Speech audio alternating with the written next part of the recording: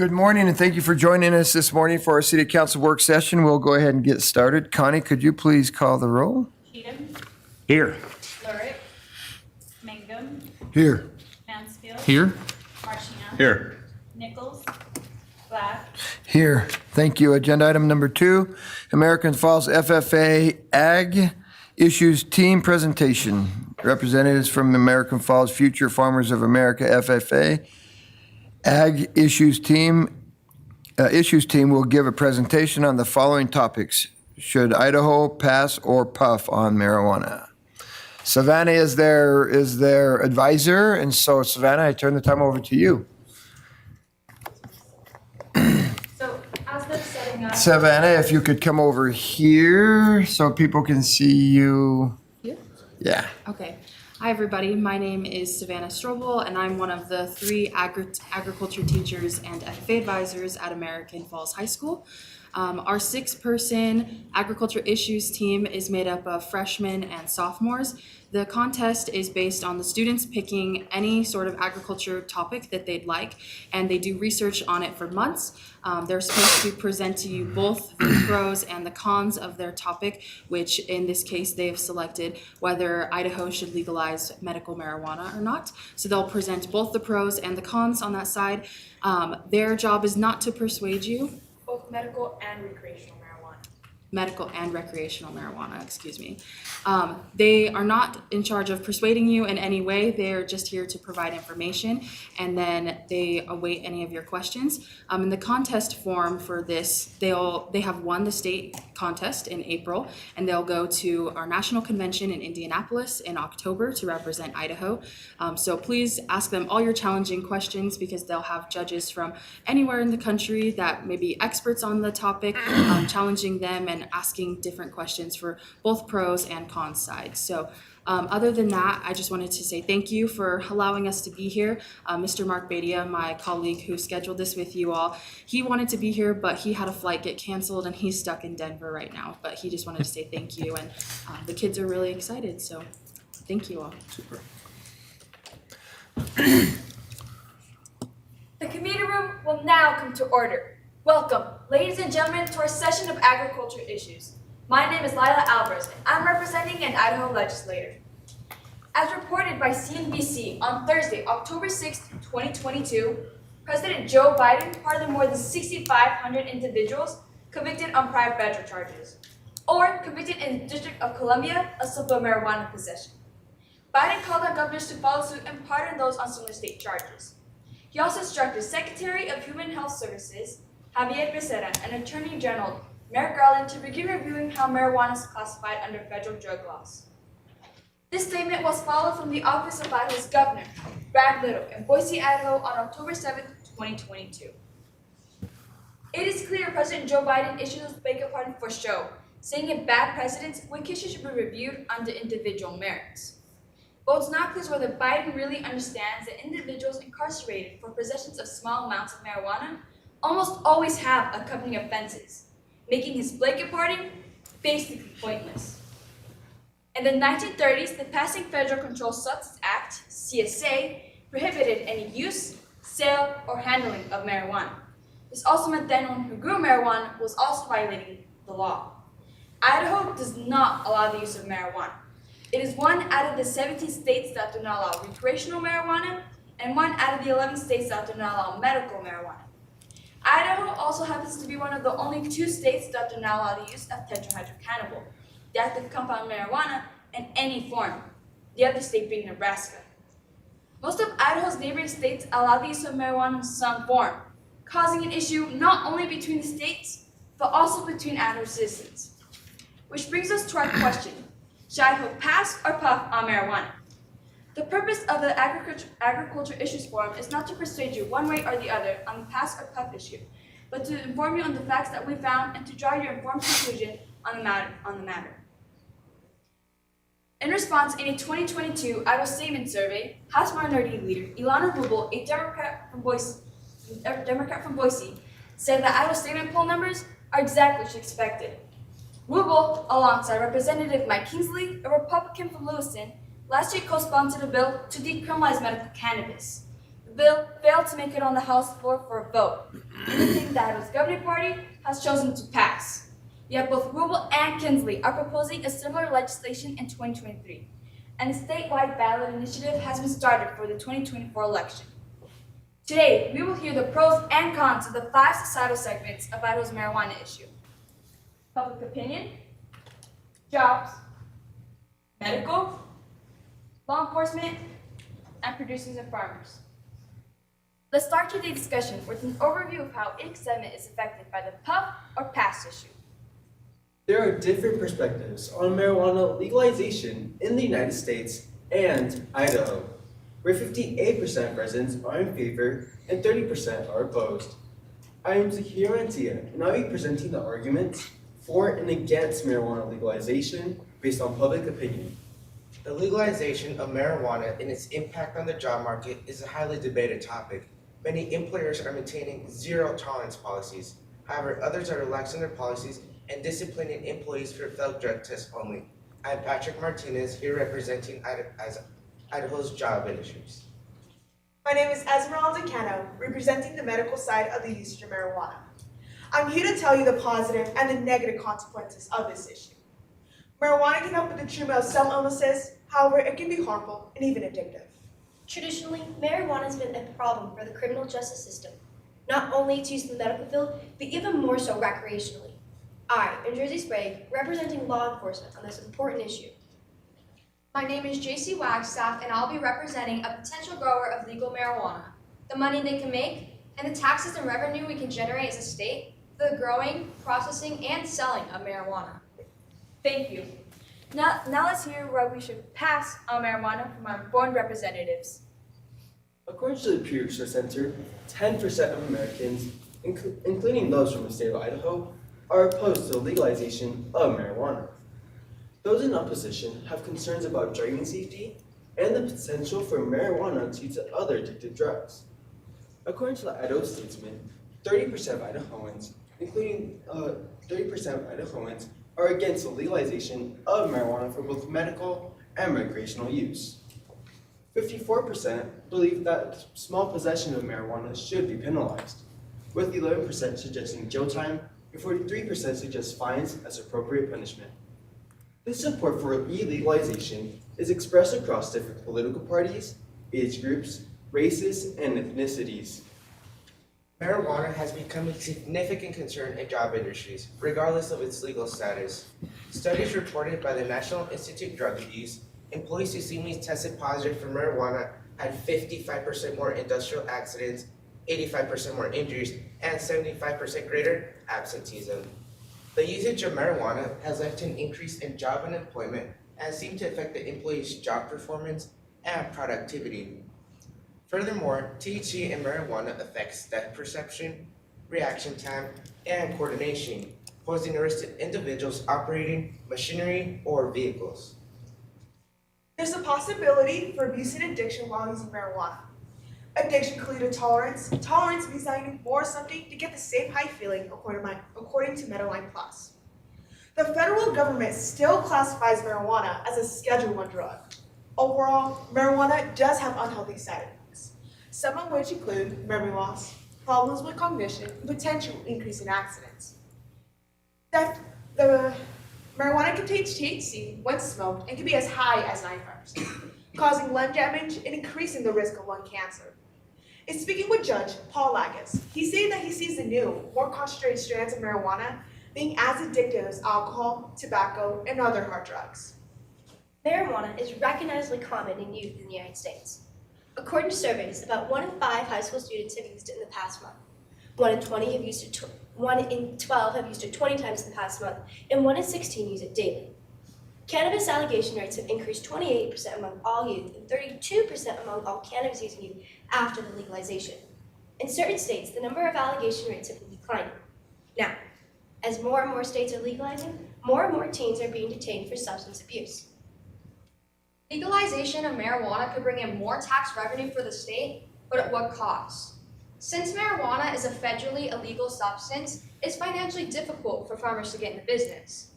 In California, farmers have to pay $125,000 for a growing permit, along with $161 per pound as cultivation tax, which is nearly 50% of the average price per pound, supported by licensed producer Raffer Seymour in an article by The Union, a California newspaper. Not only is it hard to get started, but it's also a struggle for the grower to make a profit because the taxes on marijuana are so high.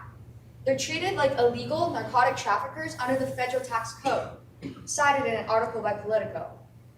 A survey done by the National Cannabis Industry Association of 396 cannabis operators showed that in California, only 26% believe that the business brings in money.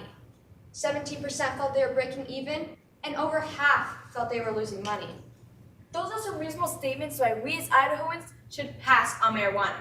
But to be fair, we should also hear some reason why we should puff or legalize its use from our representatives. According to the Idaho Statesman, support for marijuana legalization is growing. 58% of Idahoan supporters support the legalization of marijuana for both medical and recreational use, citing reasons such as the potential for tax revenue, freeing up of law enforcement resources, and the belief that government regulation would make marijuana safer. Additionally, 54% of Americans believe that marijuana used in moderation isn't detrimental, and therefore should be treated the same as alcohol and tobacco. Furthermore, 68% of Idahoans recognize the medical benefits of marijuana and support its legalization for medical use. This support for legalization is consistent across different political parties, races, ethnicities, and age groups. Legalizing marijuana in Idaho can bring significant benefits to our job market. When marijuana is legalized, it creates an entire industry around cultivation, production, and sale of marijuana.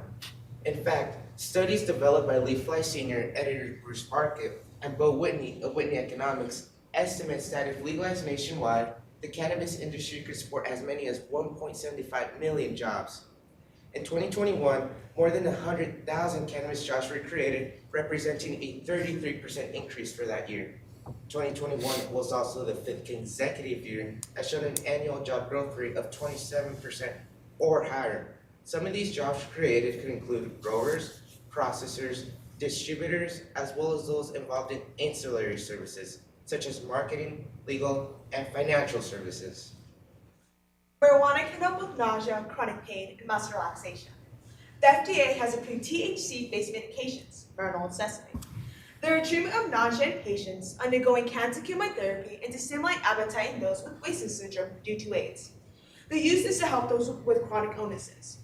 If marijuana is legalized, then it can help those who qualify, some of which include those with cancer, AIDS, and a dozen other ailments. In my research, I found that regular cannabis use is lower than the risk of alcohol use. Law enforcement currently faces a number of challenges with substance abuse related to marijuana. Changing our laws would be very beneficial. According to the research published by Blue Review, all marijuana arrests contribute a significant number to all drug arrests and a significant number of people incarcerated for marijuana-related crimes. By dropping criminal penalties, it will allow law enforcement to focus and pursue on the more serious crimes and improve the overall public safety. According to New Frontier data, using the average price of $1,948 per pound in Colorado, marijuana can yield more than $1.1 million per acre. Comparatively, the most widely grown crops in the U.S., including corn, soybeans, oats, and wheat, all yield less than $1,000 per harvested acre. Even with more competition in the legal marijuana market, possibly making prices drop, the revenue margin will still remain significantly greater for marijuana crops. If Idaho decides to legalize marijuana, there could be a huge increase in its tax revenue through its taxation of marijuana production, processing, and sales. California made over $474 million in revenue. Washington made almost $470 million, and Oregon made over $133 million in 2020, according to the Tax Foundation. The Tax Foundation also predicts that Idaho can make around $33 million in about 3 years if it were to be legalized. This money could go into helping and treating those with addictions and even mental health issues. At this time, we will hear a summary from our representatives of the pros and cons of Idaho's marijuana issue. Should I pass or puff on marijuana? In Idaho, 30% of residents are choosing to pass on legalization, while 58% are choosing to pause. Those opposed have concerns about driving safety and addiction. Meanwhile, 68% of Idahoan supporters support marijuana for medical use. Supporters also cite tax revenue and government regulation as reasons for their stance. Despite the potential economic benefits of legalizing marijuana, such as leading an increase in job growth and investment opportunities, it's important to acknowledge the potential risk in which the use of marijuana can pose in the workplace. Ultimately, the decision to legalize marijuana and its impact on the job market is a complex topic that requires careful consideration of both potential benefits and risks. Marijuana can be therapeutic for those who are suffering from a lot of different illnesses. However, THC has multiple harmful effects. Even if using as a reliever for your pain, it's considered a high potential for dependency and has no acceptable medical use according to the NCSO. Before the legalization in certain states, the number of teen incarcerations or detentions have been declining. Yet, having marijuana legalized drastically brought down the crime rate and allowed law enforcement to go out and investigate on more important crimes. Using the examples of other states, we are led to believe that Idaho is missing out on a lot of revenue that could be very beneficial to us. Though, it might not be so good for the farmers as they have to pay those expensive tax dollars in order to grow, process, and sell marijuana. Thank you. Ladies and gentlemen, that concludes our session. It's up to you to decide. Should I vote pass or puff on marijuana? We await your comments, questions, and interest on this issue. But before we start, we'd like to get your guys' permission in order to record your guys' questions. Absolutely. Sure. We're recorded anyway, right? Yeah, it's being recorded anyway, so.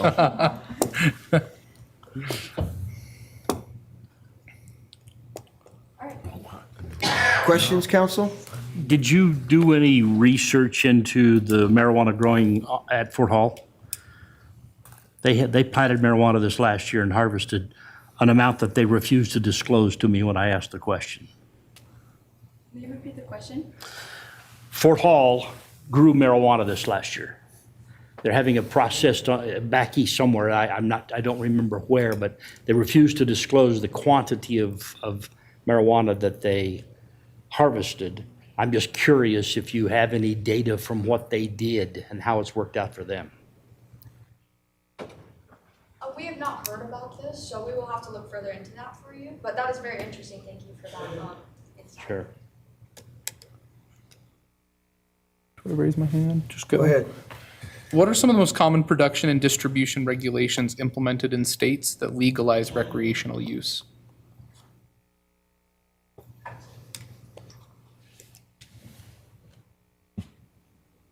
May you repeat that Yeah. question, please? What are some of the most common production and distribution regulations that are implemented in states that legalize recreational use? So looking further into that, the only thing I basically know right now is when it comes to recreational marijuana, there is a cannabis industry which helps with job growth as well. And when it comes to the ancillary services, making it like a multifaceted industry, it could come like to dispensary services, labeling industries, and they're basically not involved in like in the breeding and making of the process of marijuana, but they're involved so that the industry can grow. So with recreational marijuana or medical, it has to be regulated through a certain organization. Most states, I think, is the FDA. Speaking with our advisor, he believes that Idaho would use Human and Health Services. So that was how they would regulate like other additional chemicals that would be added to it to make sure that there is none. Then they have to sell it through dispensaries, which we would have to provide for our state. We'd have to build them ourselves. It cannot come over state lines from other states, so we'd have to build those dispensaries ourselves. We don't have to have a pharmacist in the dispensary for medical, but some states do have that, which is beneficial for some states. So that's just an idea of some of the regulations that some states have. In regards to the crime rate in the pros, you said that it reduces crime. Where would you get that information? Because when you look at places like Colorado, the amount of fatality accidents involving marijuana have gone up. The time spent with vagrancy because of the people that have moved into the state to use marijuana has gone up. How does that reduce law enforcement's time because it's been legalized? When I said that it reduces the crime rate, I basically meant is they're not going out and they're not trying to catch people in the act of using marijuana. They're not looking for little traces of marijuana or illegal farms. But so now that those farms are now legalized, they're going out, like they don't have to worry about those. So like you said, they have a new kind of can of worms was kind of open. So now they're focusing more on that and trying to regulate it and improve the public safety. Directly connected to marijuana though, right? So, I mean, when you look at that, it really doesn't reduce it, right? All it reduces is what we're doing to people who have marijuana. The residual effect brings more work to law enforcement, correct? I mean, part of it, I guess. Okay, thank you. Well, you did mention Colorado, and I spoke with a local farmer of ours, Cameron Cupin, and he mentioned how Colorado's laws, they kind of are just free range, like there's not a lot of restriction in Colorado.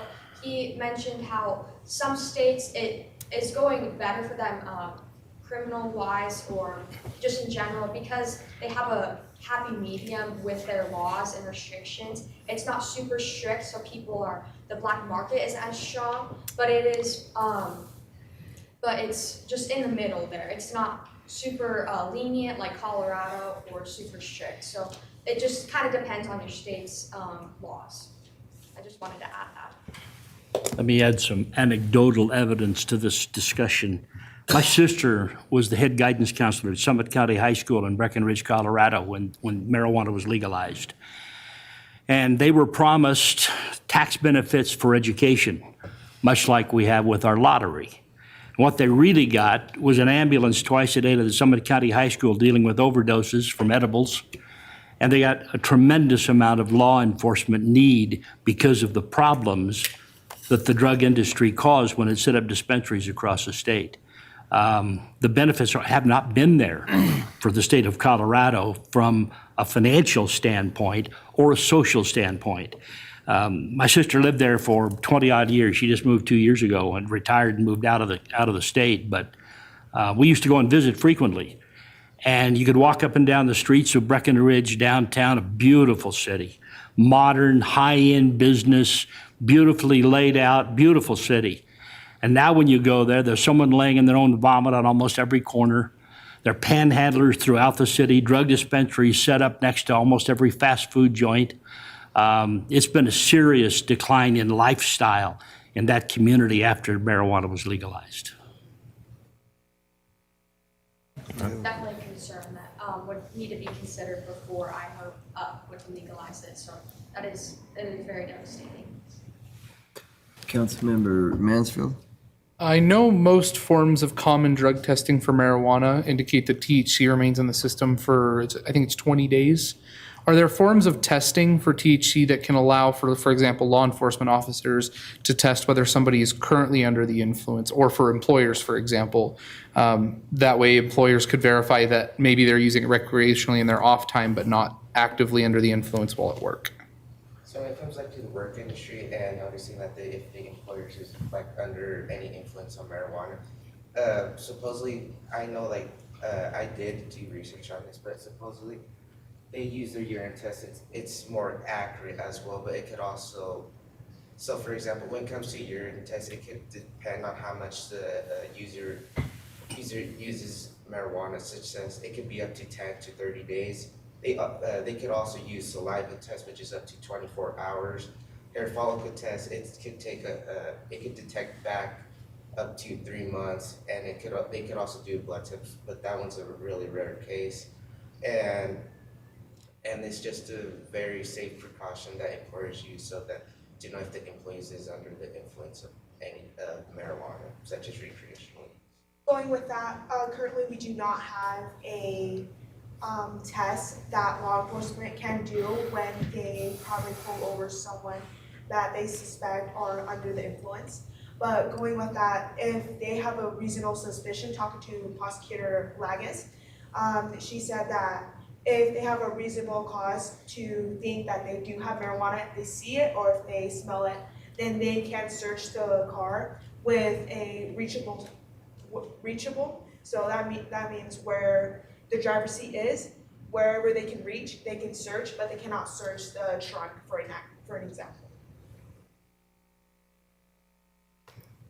Other questions?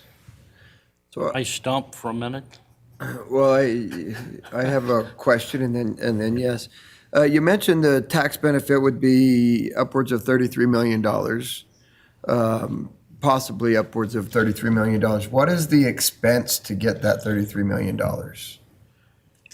So I do not have an exact price for you on that one. I just know that $33 million would be about a 7% increase from our current revenue. But I'd have to look further into that for you. That's just the gross price. I'd have to look further into the expenses that would take away from that possible revenue that's estimated.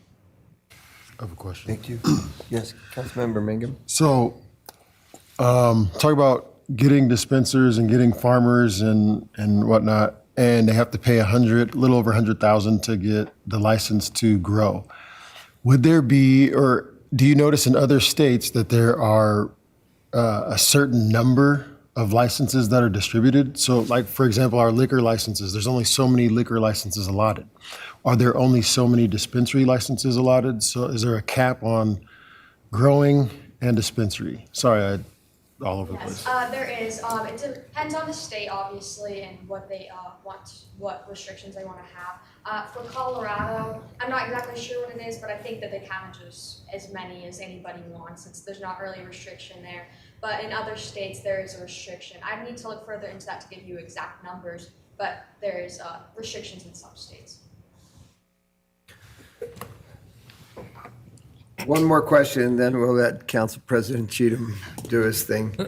The number of people that are pulled over and arrested with marijuana, what percentage of those people have more than just marijuana with them, have a different drug?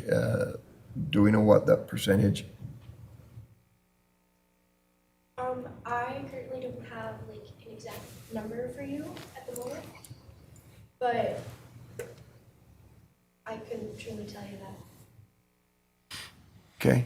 I have looked into things in that order, or in that general like idea of how many marijuana users use other hard drugs. It's very hard to find a number on that. I've looked into it though, and I will look harder. It's hard to find a number on that. There's not a lot of resources in that area. Okay, and then Council President Cheatham, Councilmember Mangum has a question. So I don't have a question. I want to compliment you guys on a wonderful job. It's clear that you guys have done your study, your research. Obviously, there's more research to do, more studying to do, but you guys have done a great job. You've presented yourselves very well. You've presented your topics, your points very well, and the way that you guys have expressed yourself and stood up here with confidence to be able to just tell us everything that you told us. I applaud you guys for doing this. A lot of young people and older people, I point at this guy, older people don't have the confidence or boldness to stand in front of a group of strangers and to present like you did. So good job, guys. Thank you. Very good. I have to tell you though, that's for later. That's for after Rick does his sorry. thing. So, Sorry, that was just my gosh, you jumped the gun. Okay, we're done. Forget I said President that. Cheatham. Forget I said that. Well, I serve on the legislature. And this was my first session as a freshman this last year. And I read Rubel's bill and talked to a lot of people about what's being proposed. And that really wasn't a serious effort to pass anything. It was kind of running it up the flagpole to see what the reaction was. And the people that I talked to, whether it was ag, whether it was law, whether it was medical, I didn't run across anybody who had any great support for what's happening. There may be a case for medical, but recreational in this state, I think we may be the last spot in the country when it all comes down, when it doesn't happen. And I got to tell you, it'll be a hard argument to convince me to vote for either one of those cases. I've seen the problems. I've seen the people who've gotten hung up, who socially, family, they give up everything to have the ability to afford that habit every day, and I can't vote for it. I won't. That's it. Okay? That's it. Okay. Sounds Get good. a hold of Chief Roger Shy. He'll get you hooked up with the people that can give you numbers in regards to how much marijuana is seized on other seizures. There's the HIDA district here. We have a task force in Southeast Idaho that includes American Falls, all of Southeast Idaho, that does nothing but drug-related crimes. Those people can give you some numbers and help you with this. So if you get those questions, at least you can answer, in our area, this is what it is. Thank you. Perfect. Thank you very much. You did a fantastic job, like Councilmember Mangum said. Absolutely phenomenal, so thank you. Thank you. Absolutely. Thank you. With that, we will move on, but I'm going to take a little bit of privilege, and I'm going to jump to agenda item 5 before we hit the other 2 agenda items. I know that Mia Kate has some people in town that she's working with, and so she's got to get done here and get in front of those people that she spent the day with yesterday, and she'll be with them today. So we'll jump to agenda item 5 is Bannock Development Corporation BDC update. Mia Kate Kennedy, Bannock Development Corporation and BDC Executive Director, will be present to give the council an update of BDC's activities and achievements. Good morning, Mia Kate Kennedy, the first CEO of Bannock Development Corporation, giving you an update on what I've been up to since about the last quarter, maybe not quite as long. One of the first topics I want to enlighten you of is I spent the last month on the road. Some of you have reached out to me and haven't had very good success sitting down with me, but I try to be available even when I'm on the road, working on 2 intensive projects. One includes the Northgate project and that area development, and the other is the Pocatello Airport. Both of those projects are extremely keystone right now because of the number of work hours they require. We code all of our projects by the number of hours we spend a day, and anything that is at A, which currently we have 5, are typically 4 hours or more a day that we're spending on them cumulatively. I'm continuing to work very, very long hours on these projects and then engaging a lot of our members that want to help out in different organizations. But the day-to-day work really requires meeting with those people. I have a theory that See, Touch, Feel allows us to really work in person rather than Zoom and meetings and calls. And I found that those intensives have been really successful. On the topic of the economy, I'm going to digress a little bit. I spent time in 5 different states. I've obviously traveled everywhere myself. But in those 5 states, there's currently a little phrase that's going around, and it's survive until 25. So we're looking at economic developers. We're looking at what is the likelihood of businesses picking up and moving during this next 2-year window? And what is our focus in conjunction with that? And even top states like Utah and others have this phrase as well in their economics. So it doesn't mean we're just going to sit back and survive till 25. We're definitely not doing that. But it does allow us to work on other things that are more intensive that we can focus on during this time, so that when that time arrives, that the economy and the interest rates are better and things are moving a little better because we're on the cusp of what's happening with the economy.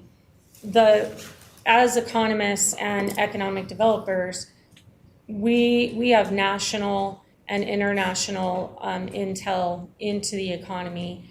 And I do believe that we are sort of a sit and wait period, but I'm not at all worried about it because we're still moving forward with a lot of projects. So that being said, it gives us the time to work on these bigger investment projects, which we really need to have.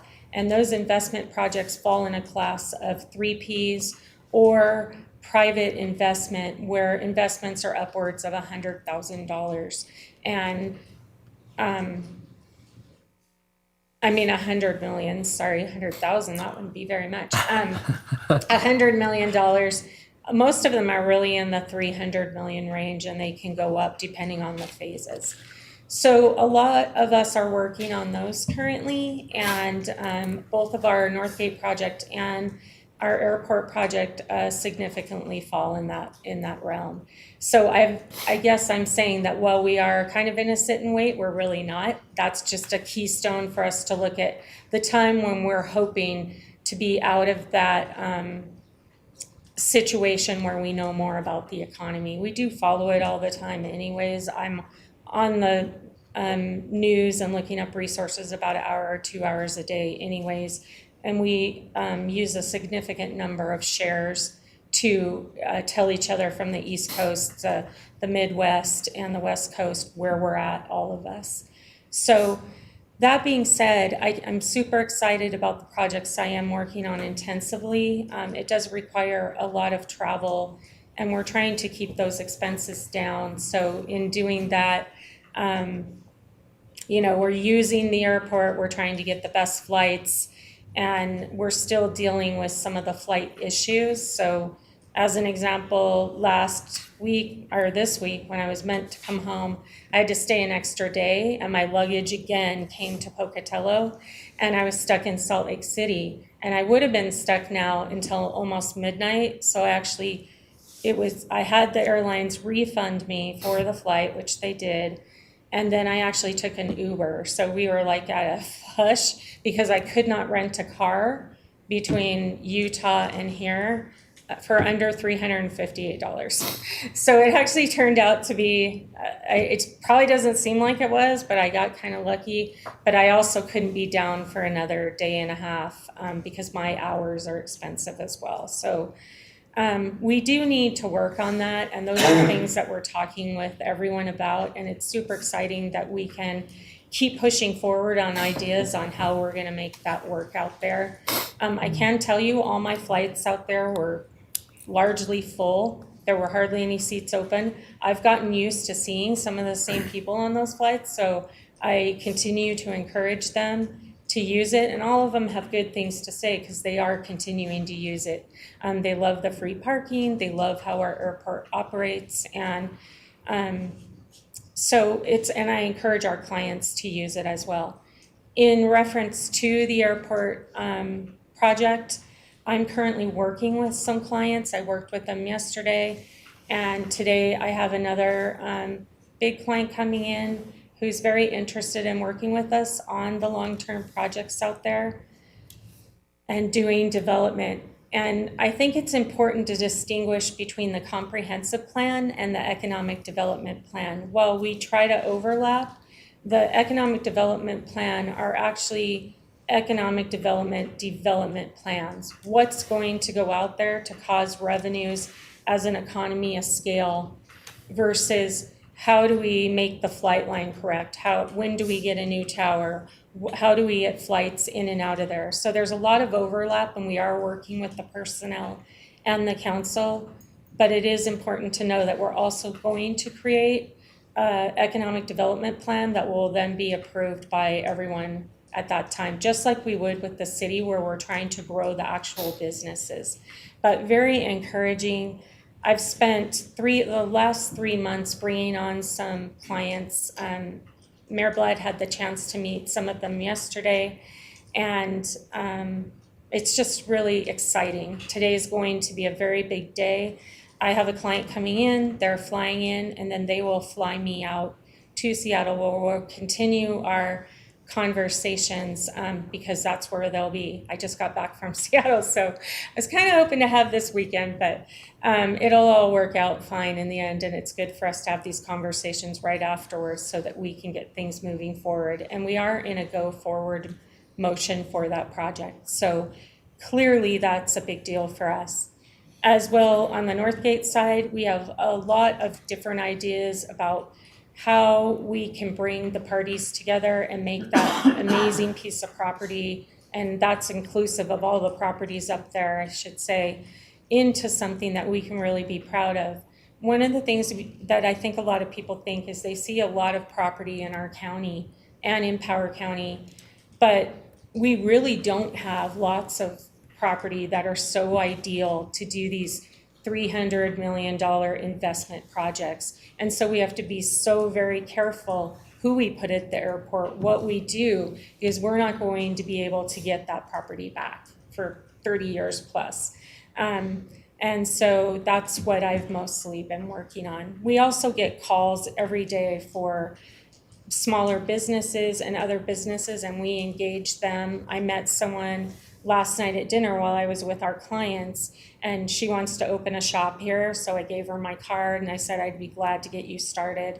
And that's usually they'll come and I'll give them to small business development, or we'll do referrals, but we'll go down the list of who they should visit with, and I think that's really encouraging for us, for people to have that. So it's been busy. It's exciting though. It's all good news. So do you guys have any questions? Questions for Mia Kate? You had talked about the airport and flight ideas, or ideas on how to increase flights and increase revenue and stuff out there. Are there any of those ideas that you could possibly share with us? Or I definitely think the idea of boutique airlines is becoming more and more a very prominent idea. And what those boutique airports and the different things that would go along with that, they would help produce more pilots, because if you're sitting in the right seat, you're going to get more hours and then you can move up. So even working for a boutique airlines can get you to the majors. And so I think just allowing the opportunity to look at something non-traditional, but something that's emerging, is really encouraging, because when you're looking at the number of hours that majors are using, and I know this firsthand, you know, it's encouraging that these same pilots would be flying the same, you know, quality craft, but in a boutique airline. And so I think we cannot discount that, and it is becoming, modes of operation in aviation are becoming very nouveau. There's lots out there. And so we need to be kind of thinking outside the box. But also with the traditional airlines, we're getting noticed. I had a SkyWest team approach me while I was on the plane. They're captains, and they were asking me, do you know what plane they're going to switch us to? And I said, you know, because they go from airport to airport. They're not just the pokey trail, right? And so in that reference, they're like, because we want to come here. We want to come here more, because then they can hop over to Boise. They can hop back to Salt Lake. They can go to Denver. Right now, this is their end stop and they go back. So for them, it's more convenient because they can get more hours in, and it's better for them. So they actually want that, and they enjoy being able to fly in here. This is a great airport to land in. You know, they usually don't have troubles. A lot of times they're coming from Seattle, then they make the wave. And so there's a lot of methods for us to engage those conversations. And I would just also encourage everyone as individuals, like I do, when I'm riding the bus or I'm doing something, I always talk to the people around me and ask them, why are you using the airline? You know, what do you like about it? What don't you like? So that I can bring that information to you. I keep a file on all of my projects, and we keep all of that information there so that we know what we should be looking at. You mentioned the term survive till 25. Looking at different industries, are you noticing any industry trends that are upward that would possibly fit the Pocatello region? I definitely do. I definitely see industries in, obviously aeronautics. We've got great neighbors who are doing, a lot of technical. Many cities in the Midwest have even switched to doing some type of technical because that's so, we've got drones, we've got unmanned equipment, we've got building for new airlines. We're going to be getting new jets. And so it's like all of those will take new expertise to do. And we have that A&P school. And I just think expounding on those things that are good for us would be great for the airport, but also just in general, businesses are looking at the AI integration, building, manufacturing. It's still very big out there because AI creates, while it creates a lot of stuff out here, it also creates a lot of hands-on to get there, right? Like, 'cause you have to build the equipment, you have to have manufacturers who make those fabrications for that equipment. That's huge right now. So there's a lot of areas that we can get into, and those businesses will be ready. And we're just kind of I'm priming what we have at Bannock Development to attract those businesses and bring in, my advisory boards and others and council that I meet with and the mayor. I do believe that we have the ability to influence those businesses to come and also use businesses that we have here, like Morton Buildings and others that we've brought. So it's encouraging. We're not sleeping 23 to 25, but businesses usually take, if you look at Morton, we brought them here, they built in a year, they're going to open up. It's a 2-year period, and right now that period's kind of expensed already because of the economy. So we're not focusing on it because we have such great other projects, and in a way it kind of gives us a chance to take our a breath, all of us economic developers nationwide and internationally, so that we can focus on these bigger projects that we don't typically have a chance to pull together like this. So we'll be probably doubly better off. Let's hope the economy does make some significant moves so that we can kind of see what's happening. But I am in an advanced economics class right now, and it all kind of seems like doom and gloom, but if you're actually doing the building and you're out there, it really is nothing like that. So the practical is nothing like that. So I don't really take that as our statement to go. Maybe we're the state that isn't, survive till 25. So are there any organizations or companies that are located in other areas, say Micron, for example, interested in doing any work here on this side of the state or vice versa? I think we definitely, one of the things I did last year in the last quarter is to spend a lot of time in Boise. I have a lot of contacts there, which were very helpful. Because it's sort of more local and that is moving forward, I think it'll be easier for us to integrate there. So I've been doing a lot more outreach in other areas, but I can tell you that all of these clients that came in are all from out of the area. And they're big, they're not tiny clients. And they're very interested in what we have. It's exciting. I know Mayor can say too that the clients are very encouraged by what we have as property and what the outlook looks like for us. So we're on the map, and it's exciting because they're excited for us and they have dollars to spend here. Awesome. Thank you. You're welcome. Other questions? I might just let you know, Council, that we have had some contact with Delta. Delta doesn't fly into Pocatello, SkyWest does. SkyWest flies at risk. We are trying to convince Delta to fly under contract into Pocatello so that, and Delta's considering something like that, but they would like 2 flights instead of 1 flight. And so that would be beneficial for us. And so they see the value.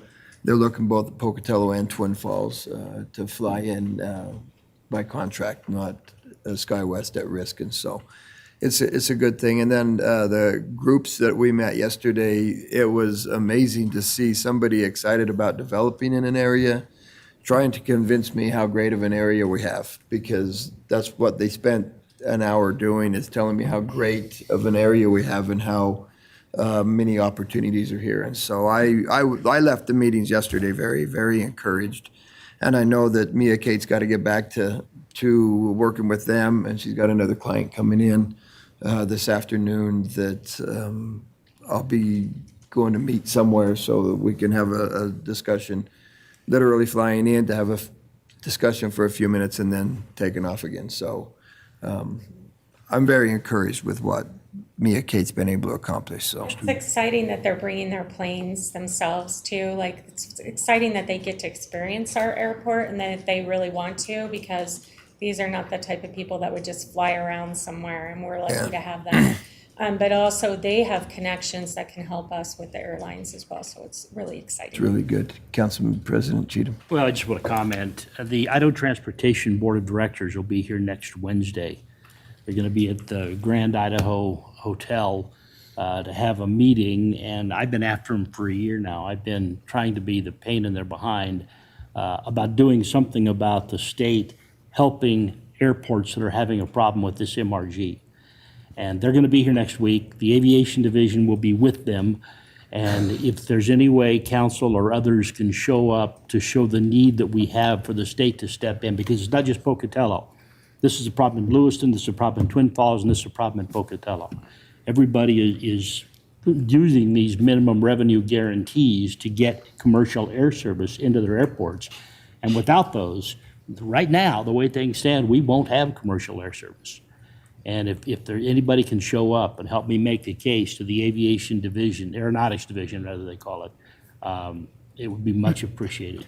Where and when is that again? It's at Wednesday. 1:30 Wednesday at the Grand Idaho Inn and Suites. 1:30 to 3 o'clock is what they're scheduled. So I might just add to that, there are 6 airports in the state that have commercial flights coming into it. And you're talking about 3 of those 6 losing commercial flights without the state support and help. And so it's something that's desperately needed. I know it's on the governor's radar. We just have to get everybody else involved and up to speed. It would be very costly. I've been told by the governor's office that the aeronautics division is working on something. What we need to do is emphasize the need so this doesn't fall off their radar, so it doesn't get brushed under the rug, and something can be done to help commercial air service in our area.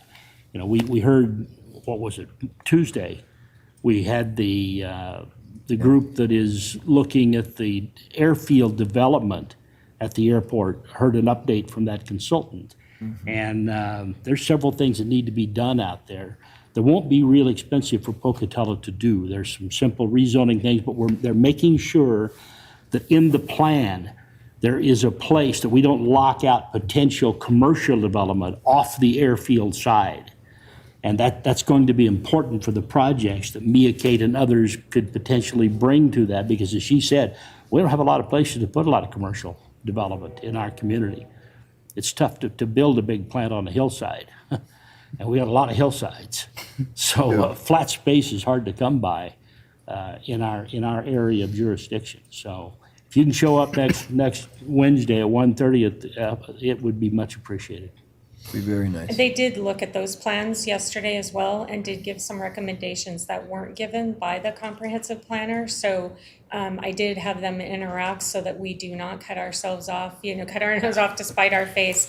And I think they can help too, give some relevant aeronautics industry, because they're very high up, and they can say, this would be a great economical way to do this or that. And we will have Dave and Steve, our other consultant, talk as well. And I think it's going to come together very well, but you're very right. We would be in a position where we could potentially not be able to bring in some things if we do certain things. And that's where the trade-off, we're going to need to look at that, and the price of property and the location. So, yeah, but I think overall it's more positive now. I feel like I've been working on this for months and months and months. I'm glad we finally had the culmination to bring in these different clients, and then their outreach is huge, so there'll be more.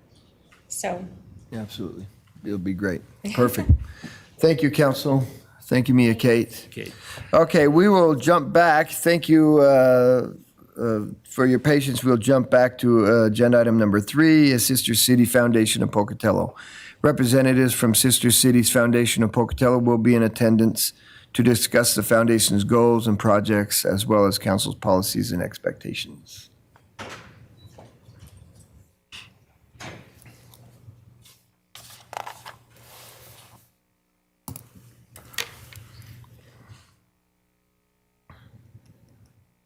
Hello, my name is Dana Olson, and I'm the president of the foundation. And the foundation basically consists mostly of the Pocatello Sister Cities Africa Committee. And we have a village in Burkina Faso. And some of you don't know anything about this, so I'm just going to give you a short history. So Burkina Faso is kind of in the western part of Africa. It's north of the Ivory Coast and south of Mali. And Mali's our problem child right now. We've been with the village. It's called Queramagil. It's a small village of around 4,000 people, and it's kind of like driving across the Arco Desert out into the boondocks. They don't have any power. The only power that they do have goes across their property, but nobody can afford to get it, so they have, solar panels. They have hand pump wells. I mean, it's kind of a subsistence area. But the people there, they have a market that comes to town, once a week, so they have supplies. There are times when you can't get into the village during the rainy season, so they're kind of landlocked. Through our participation with them, we have built 3 schools onto a primary school, 3 classrooms onto a primary school, so the kids can go to school for every year instead of every other year. We also have started a secondary school. We've been working on food security by helping the women's collectives build fences to keep the cows out. So they fence around the gardens and the cows and stuff, and the pigs roam free. So it's kind of a different philosophy. We've worked on the dispensary, which is actually the medical thing. We've helped them get solar panels so they can keep medicine refrigerated and things like that. And so those are kind of our big things that we've been working on. Education obviously is the biggest. The problem right now is the insurgents from Mali have decided that they need to come into the northern part of Burkina Faso and tell people that they can't have education, they can't do lots of things. So currently, none of the kids are in the village, so the schools are empty. The dispensary is moved to Tugon, which is a village probably 80 miles away from, and a lot of people had left the village. But we're still working with the group of people because in Africa and in that area, people take in their family, their friends, and so all the kids have moved to Tugon and Dudugu are the 2 communities. And so we've been working on making sure that those kids are, get some food supplies. They have housing, so we're trying to support them through education and sending money over to help with those things. We're currently making a secretariat, as Noel calls it. It's a place where the kids can go and, adults or wherever can go. They have access to computers, they can study, there's paper, there's a place that they can actually go and continue their studies. The sad part about it is the kids can't go back to the village because the insurgents will know that they've been at school. And so this is making it really hard for families and everything. And so the village has lost a lot of its citizens, but the country is trying to fight back. The guy in charge now is actually trying to regain the border and keeping some of these insurgents out. So that we hope that when this all calms down, people can go back to the village, the kids can go back to school in Queramagil, the secondary school can open, and the dispensary is open. So our big goals that have been put on hold was to build a little bit more of a medical, build on the medical, because they do have a nurse that the country pays for to come to the village, but they don't feel it's safe there, so they're doing stuff. So we want to build on that. We keep working on education. We have kids that are actually going to college now. We have a kid that's managed to make it to the U.S. He's in New York that came over here to to go to school. So from kids that could only, go to school once every other year, we've got, kids graduating from college now with the help of our community. So right now, it's just kind of trying to figure out how to help them in a situation that they have no control over, and it's definitely impacting their lives, way beyond any of us that understand. It's the intolerance of some that have a big impact on others, and those kinds of things just make me feel sad that people have to do that, whether it's in the United States or other countries. Intolerance is just, so that's just my little 2 bent since I kind of get, just kind of dealing with our little country.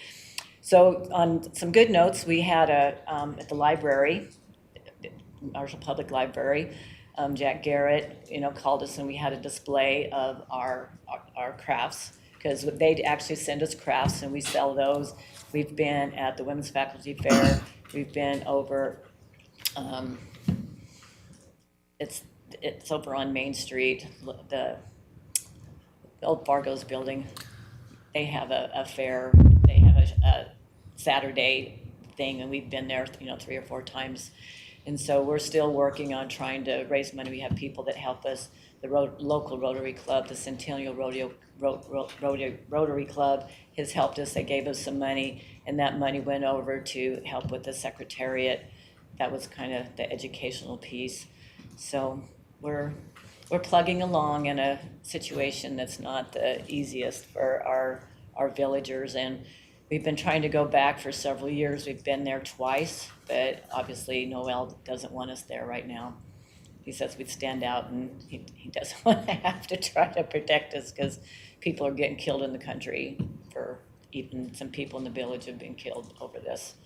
So we're moving forward in a not so good situation, but they're very grateful for anything that we do.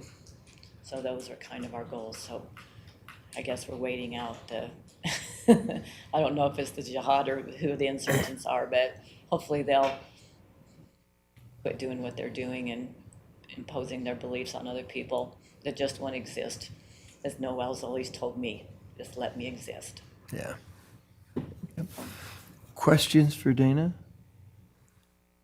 Dana, you bring up some things, and we think we have troubles here. Yeah. It's amazing when you start looking at other places like that. And, yeah. And it's all based under hate, I guess. So. Yeah.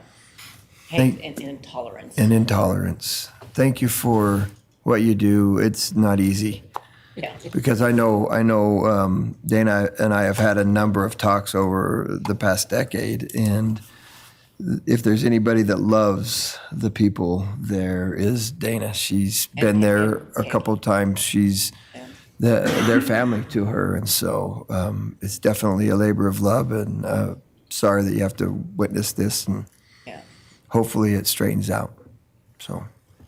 That would be nice. It would be. Our whole world would straighten out and become loving. It would be. A little more loving. It would be. A little less hateful. For sure. Anyway, thank you very much. Thank you. Yep, thank you. Okay, we will move to agenda item 4 is the library board. Representatives from the library board will be present to discuss the board's goals and projects as well as council's policies and expectations.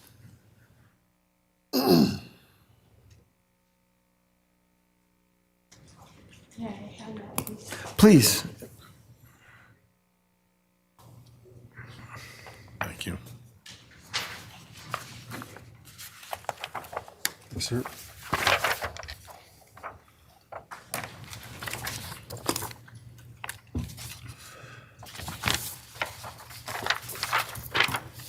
Thanks, sir. Yeah. Okay. Good morning, council members and Mayor Blad. My name is Sandy Shropshire. I'm the chair of the Marshall Public Library Advisory Board. We are a 5-member board, and we serve to advise the Eric Seuss, the director on policy and trust concerns. I last spoke to you in August of last year, and since then I have highlighted for you some of the activities the library has been engaged in and provided you statistics. I want to draw your attention to a number of these things. The Food for Fines is an interesting practice which allows folks to exchange or remove their library fines for a donation to the food bank. You are probably very familiar with the Mayor's Million Minute Marathon, which encourages school children to read, and they compile collective stats to reach 1 million minutes. And this year, the students exceeded that with 1.3 million minutes. Other highlights, story time is a very nice and valuable summer activity for students. The new book wagon and the library podcast, which is sort of a story time via the internet. Other things you may be aware of is that the library's elevator is non-functioning at this point, and that they are exploring ways to find some grant money to purchase and replace that elevator. It is an expensive deal, as you probably know. Other activity that the library engaged in that you may be aware of is we had a couple of very board meetings that drew a lot of interest this year. Two sessions were held in this room, and the rooms were packed. And also the mayor held a town hall on the topic of the library earlier this spring. I give you some selective statistics as well that compare 7-month periods to date of our activities. In a few areas, the statistics are up. Children's checkout, young adult checkouts, ebook checkouts, items cataloged, and circulation desk contacts are all up compared to the 7-year period from the previous year, which suggests that the interest in the library continues, and the service and the work that the library does continues. And with that, I will stand for any questions that you may have. Questions, Council? Can you tell me how many, I don't know, I'm not going to say books, but items the library catalogs? I mean, here it indicated 7,000, but surely that's not everything.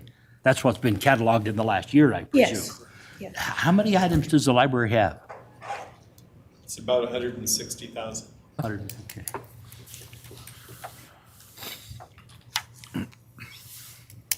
Other questions, Council? So we mentioned the mayor's town hall and all of the things that ensued after and even before. Has there been any resolution with any of these issues? I know that we've had there's the form that people can fill out to get the books reviewed and so on and so forth.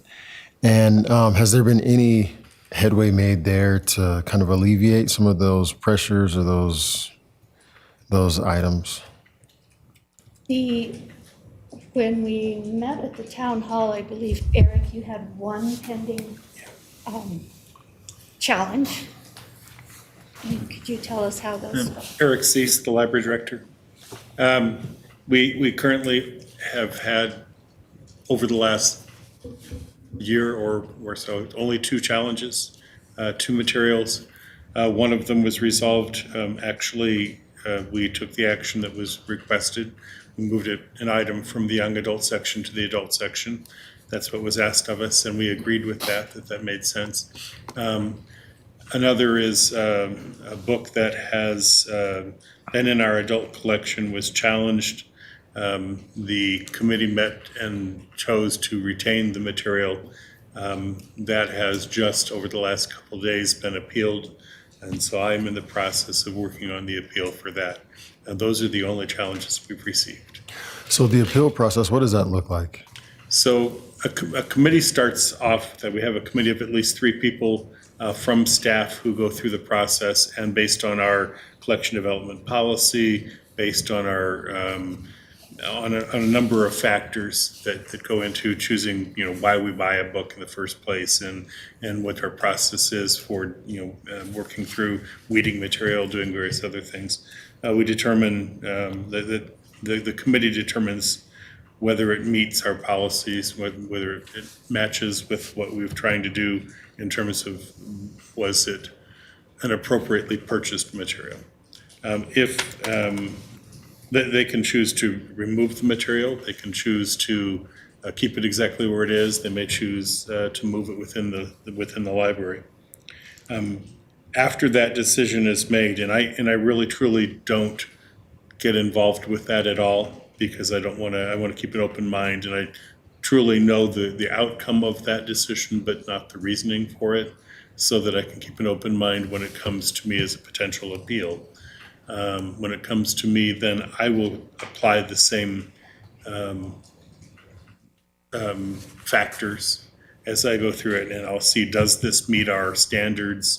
Is this of interest? Does it have the quality, the various factors that go into that? And then I will make a decision based on that. There's one further level of appeal that would then go to the library board, but not for they're looking at it the same way. The library board would look at it to see, was the process followed correctly? And if the process is followed correctly, that's what they'll determine. If there are problems with the process, then that will also be determined. But currently, we haven't gotten to that point. And nothing, as far as I know, has ever reached that point. It may, but if it goes to the board doesn't decide whether we should keep or lose the book. It's a question of, was the process correctly followed? And that's the last level of appeal. And then there is no appeal beyond that. Mr. Mayor? Who is the first level of appeal? It depends on the material. We usually have somebody who's involved in the purchase of the material. So if it's a children's book, or if it's a whatever, if it's we have selectors of material that pick different areas of our collection. So there's usually somebody, if it's a young adult book, we probably involve the young adult librarian. And then a couple of other folks who, may have a neutral standpoint and things. And then that committee is chosen by our associate director. And it's at least 3 people from the library. So the 2 different challenges we had were made up of 2 different committees, because the material was different from each other. Is that established then by library policy or in statute? It's library policy. It's in fact, we just recently re-upped made some changes to the collection development policy just a month or 2 ago. And that is policy only. It's not a statute at all. The policy for reconsideration is library specific and varies from library to library. This happens to be our specific policy, as approved by the library board. Other questions? So the materials that we find and they're appealed, and then we find it like, hey, it meets all of our standards. Does it just go right back to wherever it was pulled from, or? Well, it depends. Again, for example, the one appeal, it met our standards, but we were comfortable with moving it from the young adult to the adult area because it made more sense to do that. Mm-hmm. And so it doesn't. It depends on the committee's. Now, they could have appealed that too. I mean, we went through in the process and actually agreed with the appeal. Not the appeal. They agreed with the reconsideration request. If we did what they asked, I don't see why they would appeal it, but they could. They could decide that they wanted to do something else with it. We also, once an item has been through this process, it is a period of 5 years before it can be reappealed, or re-challenged. So there was a specific book or two that, like in the town hall meeting, where we were just rapid fire. So has anything been resolved on those couple of? Because I imagine that those books are the ones that we're talking about where we found these challenges. And so is there like a happy medium where we can find with that, or like a casing or something, or behind desk? Or I don't think necessarily. I think we have a process for dealing with those materials, and we're going through that process very, very carefully. And I am comfortable with the way that the library handles it. I'm not going to set books aside in a locked cage someplace. We have them available, and the adult books are in the adult section. It is unlikely that children will wander in randomly and find them. I'm comfortable with the way that the library is laid out, and we can work on that if there are specific concerns. But we do have a process, and right now, only 2 books have been put into that process. If they have more of them, we're happy to do that too. But I'm going to go on a case-by-case basis, because each item really deserves its own special scrutiny. So I have a question for you, either Eric or Sandy. Is there an age limit for kids to go or people to go into the adult section or into the young adult section? Do we have any age limits there? No, we can't cordon off parts of the library. We don't do that. No, anybody can go to any part of the library. It would be a nightmare to try to ID people and figure out what age they are and where they are in the library and go that. So there is not, but it is unusual for people to spend much time outside, quote, their area. And so it would be a significant hurdle to figure out how to do that. And also, some folks have a greater capacity for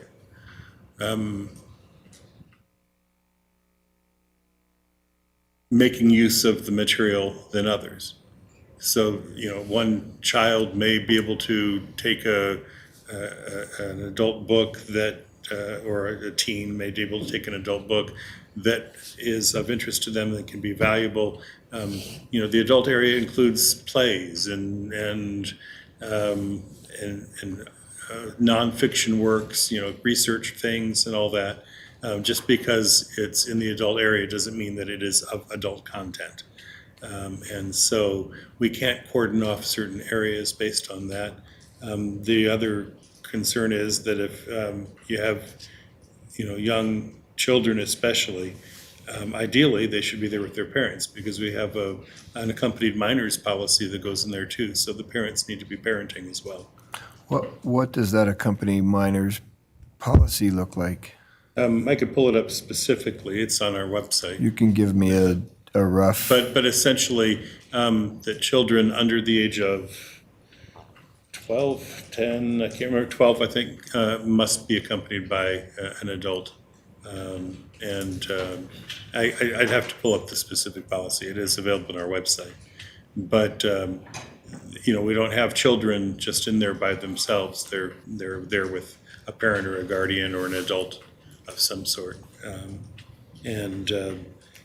We have issues with kids just, being in there, and that's part of a policy that's already in place.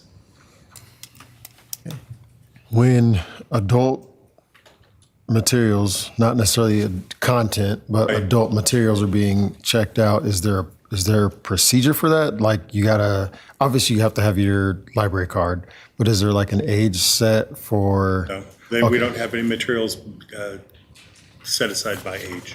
Okay.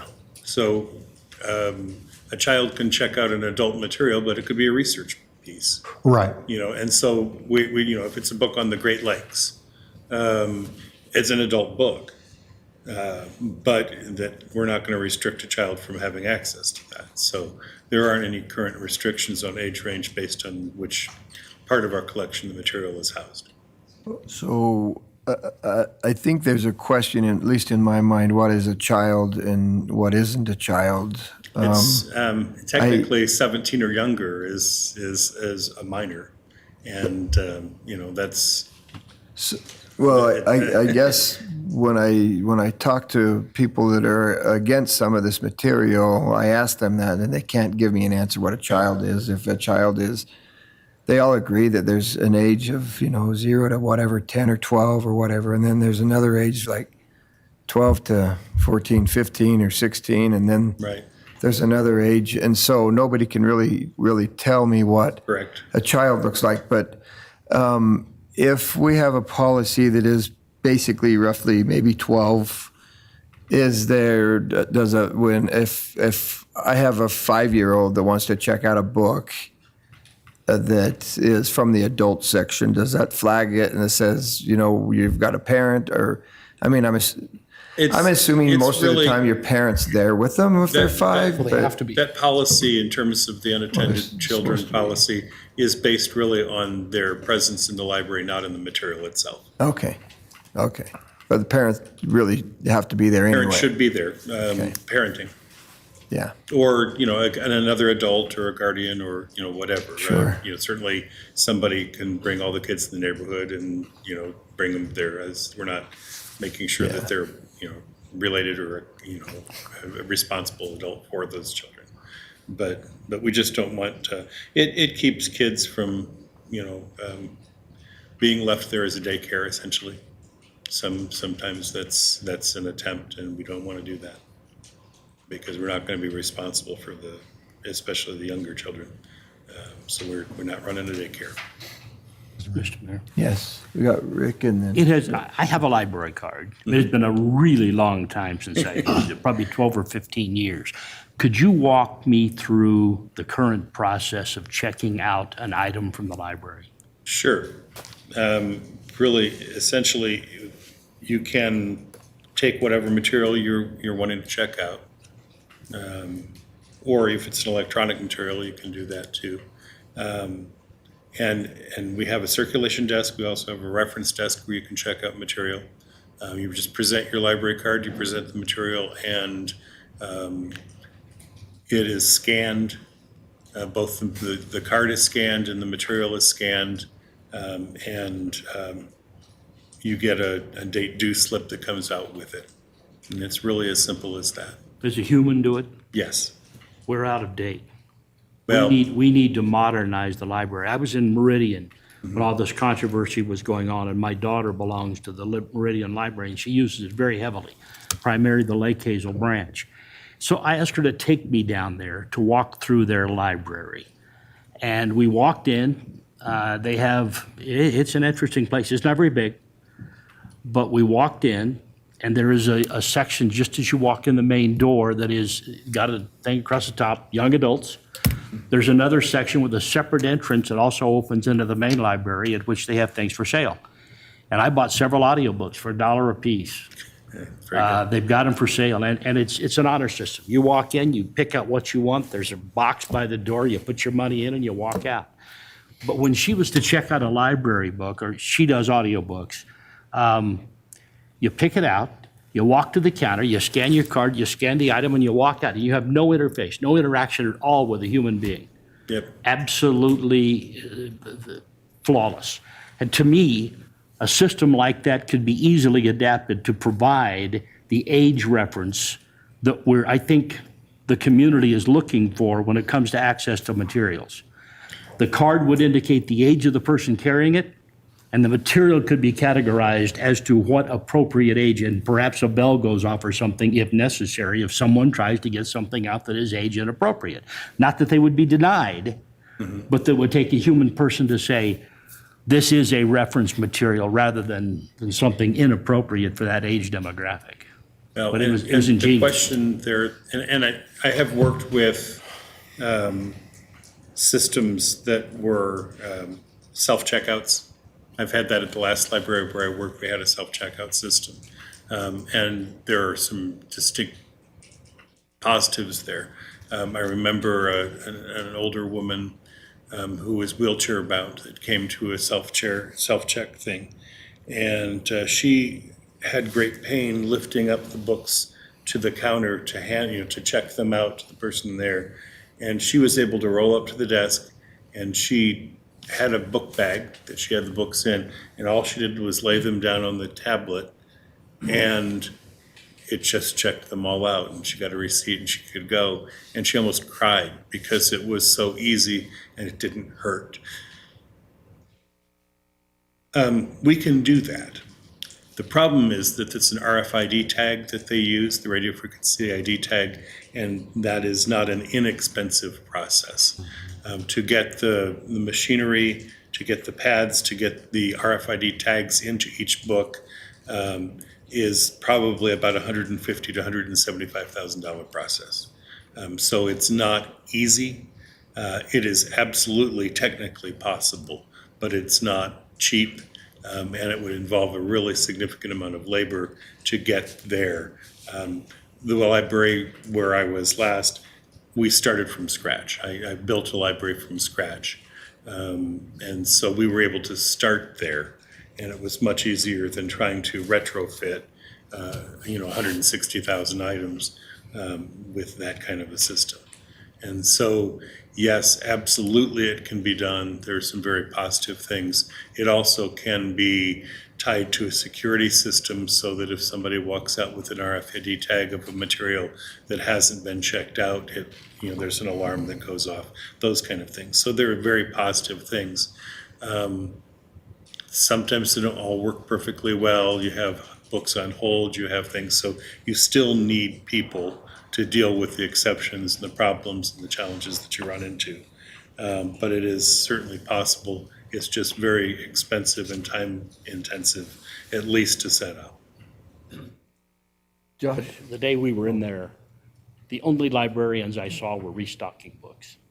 They were taking stuff out of the bin that you bring everything and put in, and they were taking them out and putting them back on the shelves. Other than that, we had no interface at all with staff. There are I thought it was incredible. There are systems where literally you return it, it goes through a belt, and a machine actually checks all the materials in and puts them on carts in the right places so that all you have to do is wheel the carts to the right section of the library. I've seen those. I've seen those work in Farmington Library and in the Bloomfield Hills Library in Michigan. I've seen those systems work just beautifully. But again, those are hundreds of thousands of dollars of input to start off with. And when you have a library with a $15 to $20 million annual budget, you can do that. We don't have that. Josh?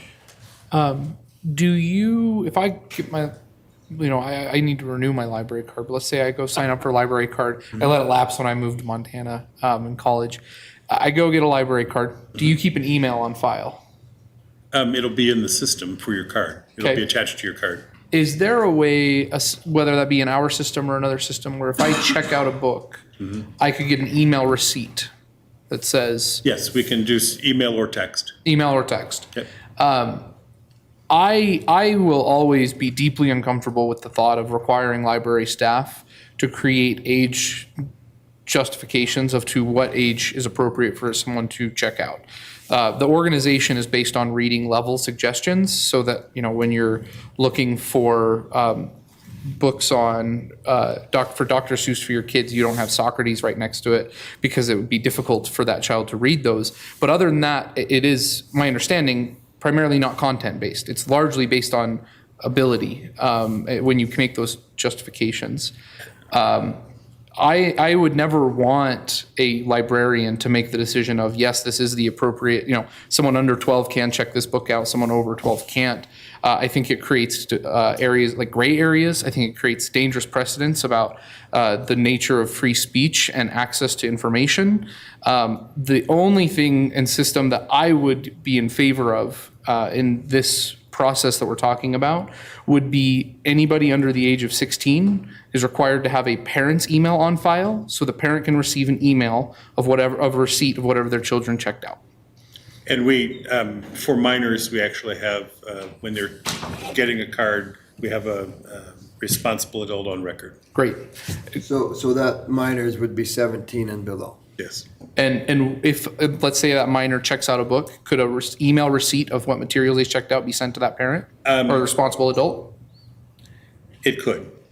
At that point, the parent could see every book that is ever checked out by that child. And There are ethical issues with that as well. When a child wants to explore something that they're not comfortable with. And so we generally tend to treat a minor, and actually Idaho law treats minors' records with the same level of scrutiny, the same level of protection as an adult record. Could it be done? Yes. It isn't because minors' privacy, the privacy of minors' records are protected. Of course, then you run into the issue of if they're a responsible adult and they don't turn the book back in, then the adult is notified that they've got this book out. So it's not a perfect system, and it's got some.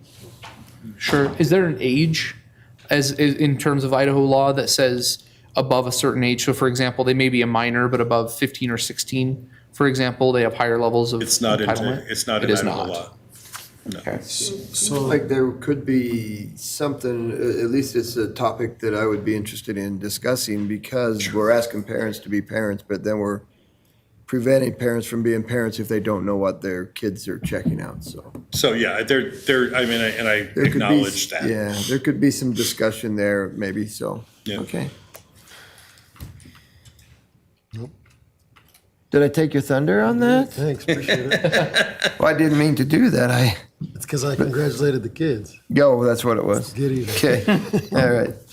Any other questions, Scott? I like that idea, but when I look at it, if a parent came to you, if we had that system in place, right? Mm-hmm. And a parent came and said, look, I'd like to receive those emails. Could we make that happen at that point? I'm not sure technically exactly how the system works, whether that's available or not. It seems like it should be able to be done, but I don't know for sure. I understand the privacy part of it, right, for everyone, but the argument, of course, has been, I want to be a parent. Right. And I 100% agree with that, right? That the library doesn't act in loco parentis. It should be the parents. Right. So if maybe that's something we look into, right? And say, look, we have this available. If for parents, if you want to receive this email from your child's library card, we can do that. Not every parent is going to do that, but that is all part of parenting. And if it can be done, that I think that would answer a little bit of it. And I'm not positive that it can be done that way. Right. I don't know technically whether the system will allow that. Will allow it, yeah. Mr. Mayor. Yeah. If I might address Jared as well. I don't know, he mentioned some of the Idaho state law. I don't know if you have answers now or if would need to find answers, but as we consider this. He's an incredible attorney. He's got it all right there. Everything in it. Well, you know what he's gonna say? It depends. That's gonna be the first words out of his mouth. So I'll avoid those words. It always is. It comes down to other factors that we don't have in front of us.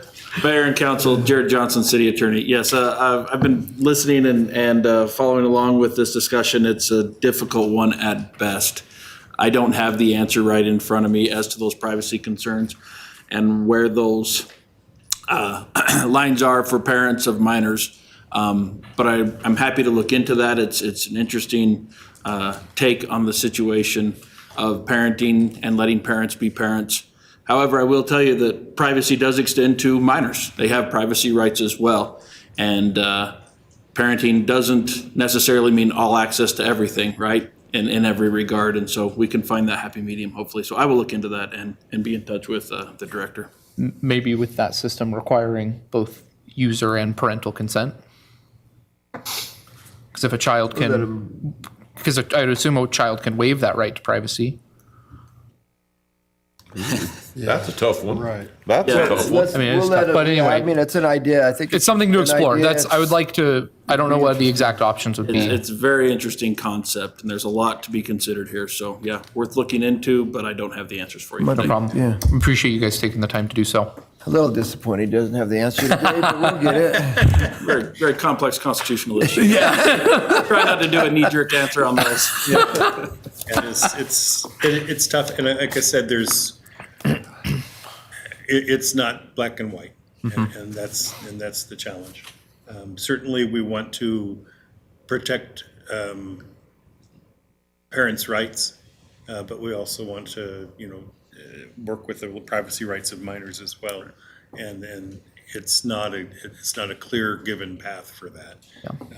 And I know that it's probably been explored in other venues, and I don't really know how that's Probably. resulted. So Probably so. Other questions? Thank you, Jared. I might just add, I would honestly be a little bit remiss if I didn't say this. We brought up the town hall meeting. We did have a town hall meeting, and I want to publicly thank Sandy for being there as the chair of the library board. It was difficult. This is one of the strongest women you'll ever meet in your life. And so thank you very much for your leadership and for what you do in that capacity. It's, to me, I stand in awe at that. So thank you very much. With that, thank you. Thank you. With that, council, I don't know if you need it or not, but I'm going to recommend we take a break for about 5 minutes. 10 minutes, our 5-minute breaks last about 10.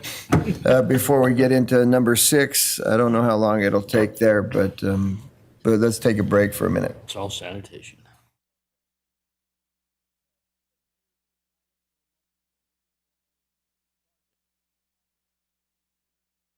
So we'll call the meeting back to order at 10:49, and we'll move to agenda item number 6, the Water Pollution Control Administration and Operations Building Project and proposed department name change. WPC staff, which is Levi, is here to present an update and receive guidance from the council regarding the advancement of the new administration and operations building. Design of the building is complete, and the project is ready to be bid. Staff would also like to discuss the option of rebranding with a new department name that more accurately depicts the goals and functions accomplished on a daily basis. Levi, the time is yours. Thank you. Good morning, council and mayor when he shows up.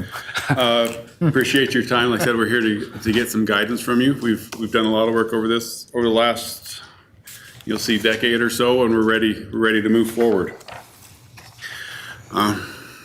Pardon me, they didn't give me my big crayon, so it's be a little awkward for a bit. For those of you who don't know, a little bit of background on what we have is an admin building out there at WPC. It originally started as a house. They built a house at the property out there for the superintendent to live in. He was the 24/7 response. He stayed there with his family. So basically it is a house. It's a 2-bedroom house, 1 bath, garage, very simple home.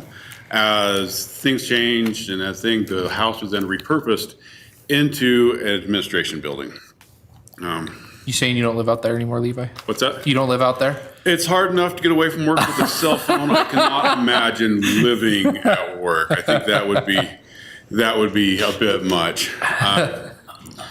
And so it's been remodeled and it's been changed, and we've painted it I don't know how many times over the years and added things. Recently we put a new coat of paint and put some LVT over the old ratty carpet to make it workable. But that's where it's at, and we're at a point in time where the building has run its course. Its age is showing. It is. I'm good right here. Thank you. All right. It is showing. It is time to move forward with a purpose-built building for us in our administration. Like I said, what we have now is there's 4 offices there. There is a small kitchenette, which is actually more like the hallway to the restroom. There is, you know, a supply room. There is very limited parking. There is limited ADA access. I'm pretty sure that for what we have, we're not meeting many building codes, and I'm really sure we're not meeting any ADA regulations. There is, you know, we've made do. You put things in places, you know, our servers are shoved in a closet in one of the offices, or which used to be a bedroom. You know, we're making do with what we have. It's time to move forward and to move on to something that works for what we really need. Last time I was there was a terrible smell too. Yeah, there is a smell. The drain system is tied into this overflow drain from the lagoon or the digesters, and so at times you do get smells back into the building. It's not fantastic. It's a place, like I said, we're surviving there today. We can make it work. But we're here looking towards the future. We want to know what's tomorrow, what we can do to move forward. You know, we're not looking to move forward for the next 1 or 2 years. We're looking to move forward for the next 20 or 30 years. In addition to the admin, we're going to move our operations center in there. Again, it's another repurposed building. This was a building that was set up for a different process. When that process went away, we moved the control lab for the plant is in there, as well as our instrumentation tech. The cogeneration process is in there. So inside that building, there are 2 large generators that run. So you still get the fumes and smells off of those generators as well as the noise. Again, it's a building that was repurposed, that we made work for what we had at the time, and it's time to move forward with that. You know, and so what do we need now? We need a structure that is purpose-built. We need something that was designed as an office building to work as an office building. Currently, if I need to do any work in my office, which is also a garage, I literally put noise-canceling headphones on because there is no sound control. There is no privacy in those rooms. We need private offices. We need conference room. We need training. Our staff continually needs to upkeep their training to keep their licenses. And so being able to have all that training in-house will help us because we be able to host training that for not only our city, but as well as the surrounding communities. Excuse me. And we also need to centralize our staff. Currently, like I said, there's 4 offices in there. There's more divisions than that work at the plant. If we're able to centralize our staff, put the operations supervisor near his staff, put the collection crew near their supervisors, and being able to have the space that we need to do what we need, have the actual parking for, you know, if we do host any training. Right now there is 4 parking places or so, and they're right at the entrance gate. It's a little sketchy coming in if you guys have been out there. Like I said, we need something that's purpose-built for what we have or what we need. You know, and this is not something that we've just come up recently. We've been planning this or trying to get this taken care of for a lot of years. In 2013, it was identified as that, you know, this was something that we really needed to take care of. We put it in the 15 financial plan, so we saved up the money, and it was to be built in 19. It came before council. We kind of put a delay on that. It was carried through to the next financial plan. You know, that money was there. It wasn't allocated for anything else. The money was stayed in the WPC funds. Again, in the updated financial plan that we had in 2020, it was again identified. And it is something that needed to be done. We did a preliminary design. We brought that preliminary design before the council, and we were able to get the council approved to continue on with that design. So as of now, that design is fully complete. So we have a complete design. We have, you know, we've planned ahead for this. We have the financial ability to pay for this, and we are ready to move forward with this. And that's what we're asking for today is the approval from council to go ahead and put this out to bid to see, you know, what we can get. Currently, we have a a project going on right now, the phase 1 construction. We kind of held back on asking for permission to make sure that the phase 1 construction came in at or under budget, which it did. So that freed up the finances, so we were able to go ahead and move forward with this project.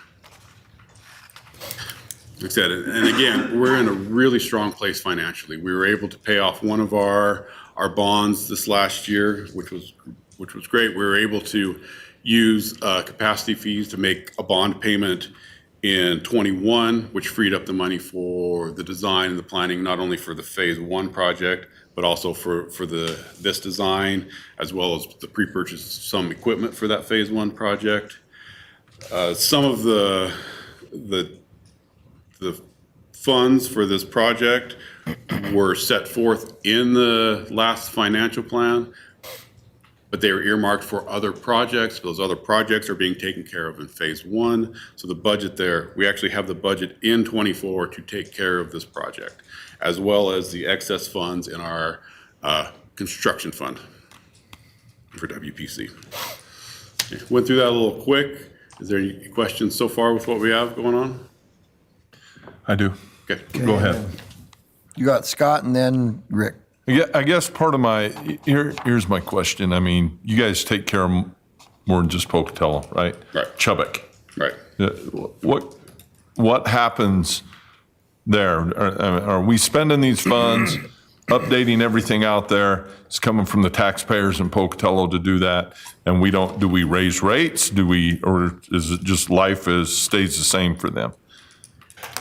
Chubbuck is billed as any other user. They are billed, for example, a home in Chubbuck is essentially charged the same as a home in Pocatello.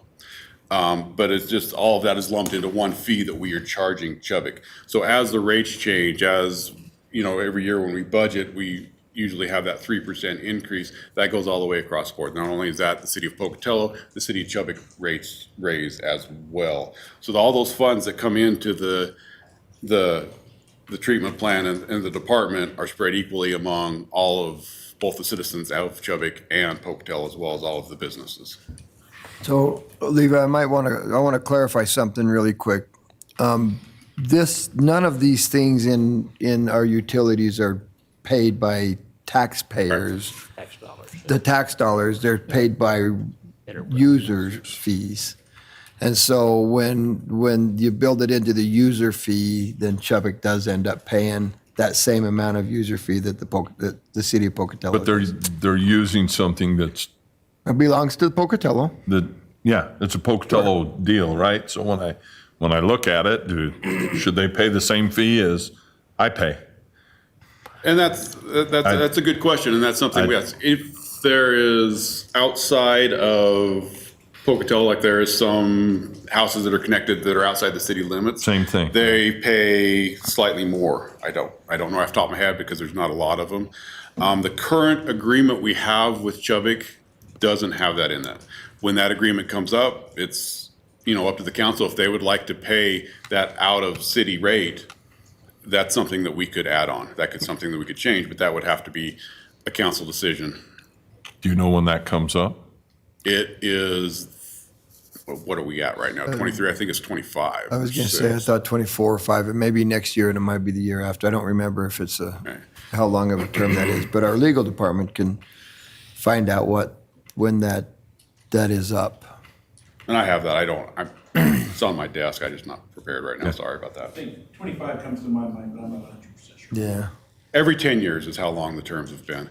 We've had several discussions because they were bumping up against their limits, but things have changed. And so now the city of Chubbuck has backed off a little bit on trying to change what they wanted, so we weren't able to update that agreement at this time. Yeah, that's right. They were bumping their limits and they started doing what we've been asking them to do for years, and it straightened them out. And so it gave them more capacity. And so, yeah. Okay, Rick? Thank you. I'm concerned we're not looking far enough ahead. I don't think 20 years is far enough. If we're going to spend a bunch of money to build a facility to accommodate everything you need out there, I think we need to be looking further ahead than 20 years. Our facility That has plan. me concerned. For the whole entire facility plan, it's more than 20 years. We've bumped out projects, up to 30, 40 years out, because that's where we need to be with that. So, I can't look 2 or 3 years ahead and stay ahead of the game with how long it takes to build and construct things. We have several triggers built into that facility plan, so we know when we hit these certain levels that we will bump up, move projects forward. There's always the risk of what is DEQ or EPA going to impose on us that may change directions. Looking to what we have right now, we have planned ahead, and we have a lot of those triggers built in and are ready to move forward as they come forward, as they're needed. But my concern is, this is an operations building, an administrative building. Are we looking far enough down the road? This building won't affect the water that you treat, but it's going to affect your lab, your administrative facilities, your record storage, those sorts of things. Are we, I mean, it seemed like every time I go somewhere, I wish we'd have done a little more when we did it and looked a little far into the future. So are we thinking big enough, I guess is my question. And I think we are, and I think we're in a shape where we can also add to this building in 20 years if we need to. The staff for the WPC department has not grown more than 2 or 3 people in the last 25 years. And so what we've done in place of that is become a lot more automated. Everything is controlled through automation. With that, we're able to reduce the amount of staff that we have on site. Instead of having somebody manned 24 hours a day, we're only manned during that normal 8-hour period. We run one shift out there. If we were to, change that, if we were to be manning these people, I'd have double the staff, at which point in time I would need a whole lot more room. I don't see where we're going to change directions to which we're going to where we would want to increase staff that much. There's always a few things where we're asking, coming forward we're exchanging 4 part-time employees for 2 full-time employees at, an entry level.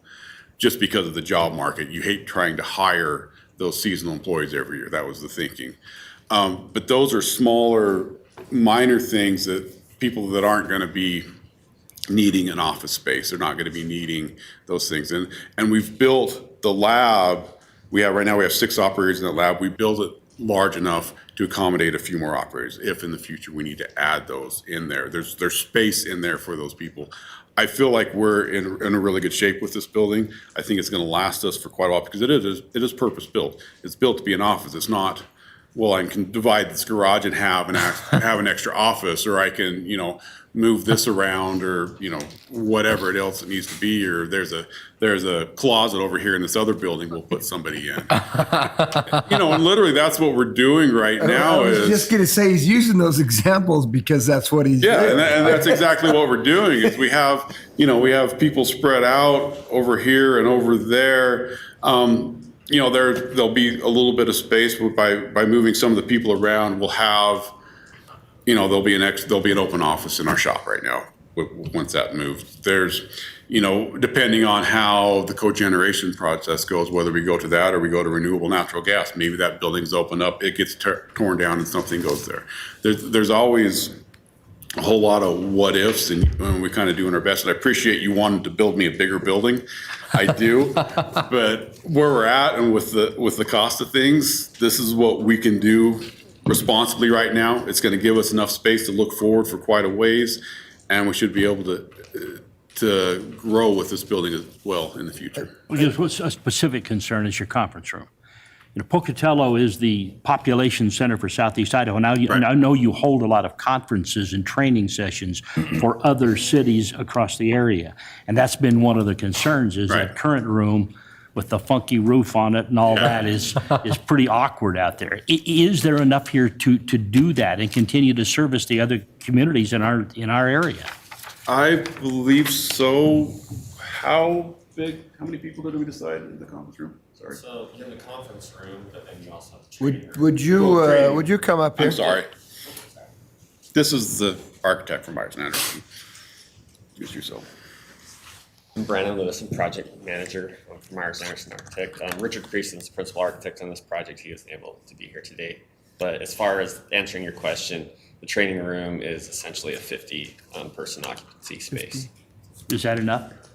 That should be. That's usually what you can get. And if we need to run 2 classes, 2 days, right now 30-ish is about the size of the classes that we try to go to within our normal section. 50 would be great. Like I said, and it's being able to, you can divide that room in half and do 2 separate sections as well. There's a lot of expandability and modulation in this room too. So does it, Follow up, and then I got Josh, and then. What's Oh, going to never happen to mind. the current buildings when this is done? We don't have a plan for that yet. Probably, unfortunately, right now, EPA wants paper records for everything. So it may just be file cabinets with stuff put in them. And it's, depending on how you read the rules, it's up to 5 years past the end date of your permit. Well, our permit's been extended since 2017, so we're 6 years past that. So you have 5 and another 6 plus another 5, so you're 16 years worth of paper records that you need to maintain. And so it'll probably just be Paper? They want paper. They want you to have paper copies of everything, but when they ask for your, if they come to an audit, everything, they want it all digital. Tell them no. Just So you scan it all in and give it to them, and then keep the paper copies. roll a filing cabinet on the dolly for them. That's what I would do. I'd send all of them to them, say, here's your paper copy. You store it. You store it. You store. And so at this point, it's probably that. In the future, there's maybe 1 or 2 more digesters that are going to come in. And at that point in time, the building's gone. The current building. The current building. So, the current house. Scott, you had a question. just about the conference room, training room, does the training have to be conducted there? I mean, I think you need the room, but if you all of a sudden had 200 people coming somewhere, can you go off-site to train? Or do you train there because you're using parts of the facility in the training? Well, with the training, we're doing classes, not a conference. So we're going to have, 30 to 50 people come in on a Tuesday and have a class to continue those CEUs. If we're doing a conference, we're probably going to go and get a hotel in town somewhere. Right, Do something okay. large. If you're doing that type of people. But if you're just having something small, a small training, a small class, even if I have a staff meeting. Right now, my staff meetings are held in the shop. We all stand out in the shop because it's the only place big enough for everybody to be in at once. Makes them shorter though, so some people appreciate that. Yes, it does. It's true. Thank you. So I think the question, don't go anywhere. Don't go anywhere. The question that I would have, and I think it dovetails on what Council President Cheatham was asking, is it big enough? I think my biggest question is are we building it so we have a place to expand it, not only land-wise, but the ability to tap into a wall and not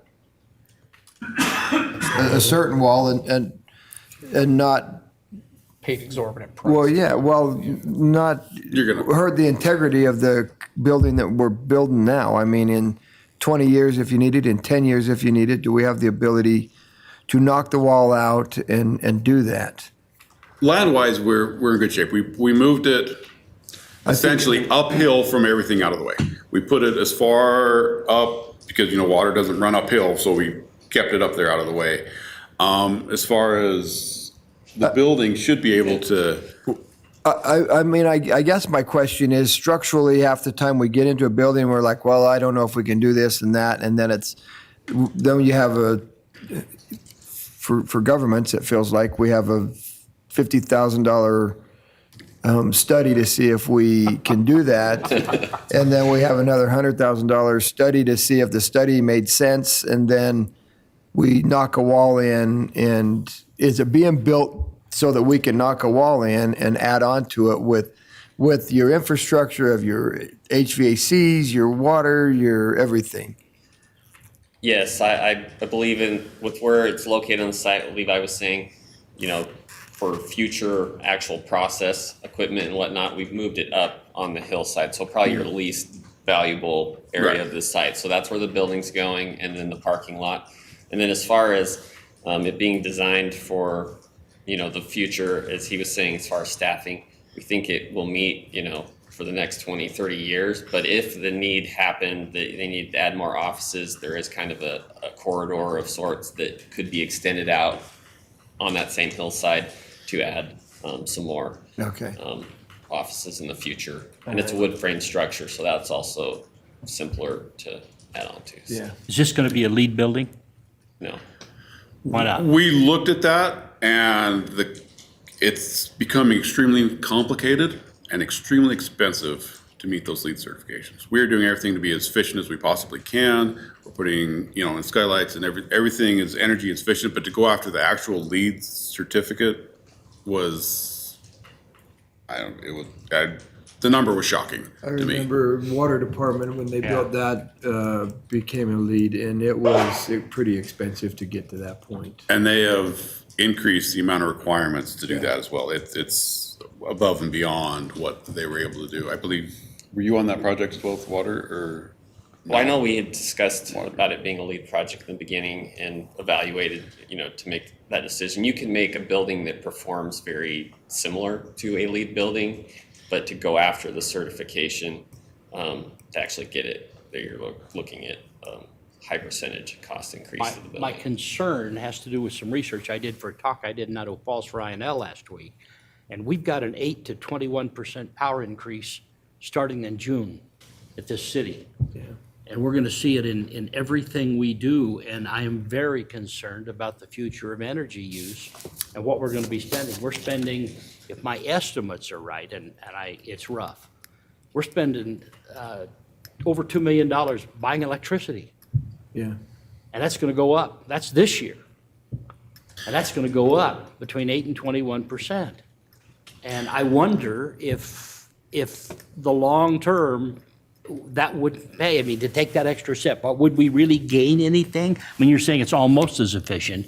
Is that 1% or is that 20%?